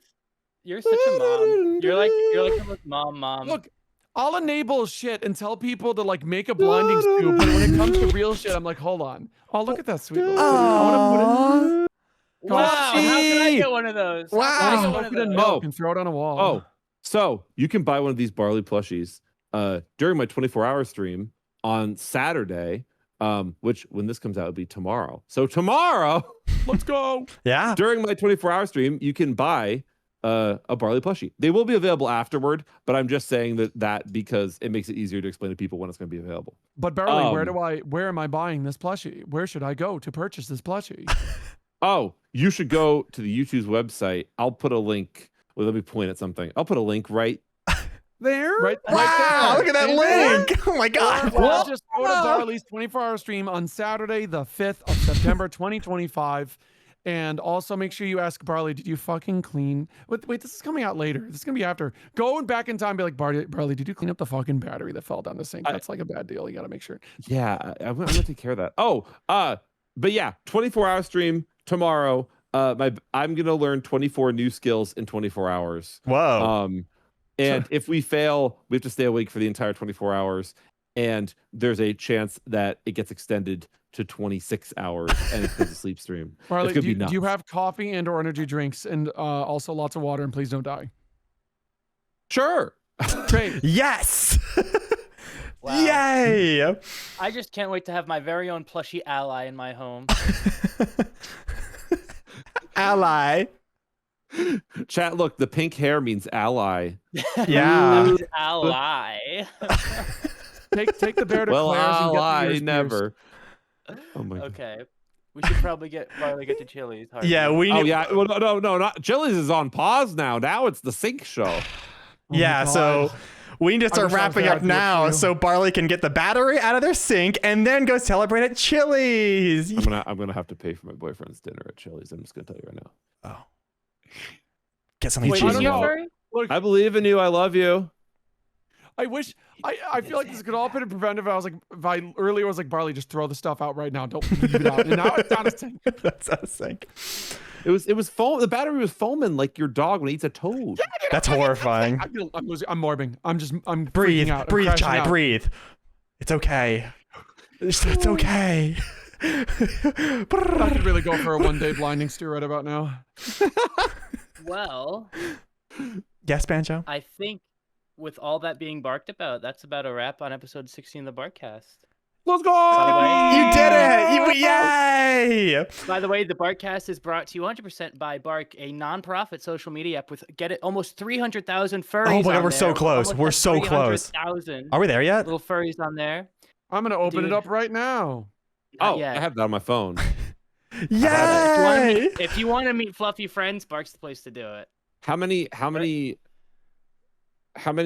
don't know where I'm going with that. I'm sorry. My brain's running a million miles an hour. There's a lot of bears. I can tell you there's actually 98,000 bears on BARQ. I have so many statistics and metrics in the furry community. I have so much insight. I know everything All about right. everybody. Hey, Sorry. Bark, That's Bark, enough. I have a Sometime- complaint. There's not enough people DMing me saying nice ass. I don't know.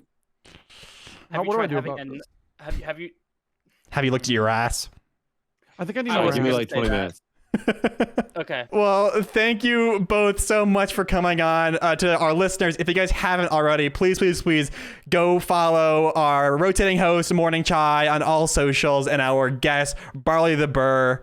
They were amazing to have on, guys. It was a pleasure. Thank you so much for coming on. Chai, thank you again for coming on. You were right on your own Of course, episode. It was a lot but- of fun. Oh my gosh, I had Thank a you blast. so much. Thank you guys. Genuinely, Stop thank it. you so much for coming on our silly little show and talking to us for a silly little 2 hours and blowing up your silly little batteries and almost your silly little thing. Much appreciated. Genuinely, thank you. And viewers, with that being said, we will catch you guys in episode 17, a date. We don't know when, but we'll be happy to see you there. And guys, also go get the Barley plush. It's right there. Look how cute it is. I want an ally in hit my myself home in the face. now. Please, Aw. please put it in a Ally, jar. ally, I want it in a ally. jar now. Don't you want a No, bar no, daddy no in your jar. home? Oh, wow. Look at that thing. All right. You know what? Just shove him down the sink. He'll Oh. take care of it. Oh, Well, show us that part. all right. You're Yeah. twerking. That's how you And get. audio listeners, how you get sales. Barley was twerking the plush into the camera. Yep. All right. And viewers, with that being said, we'll catch you guys in the next episode. Bye. Bye. Bye.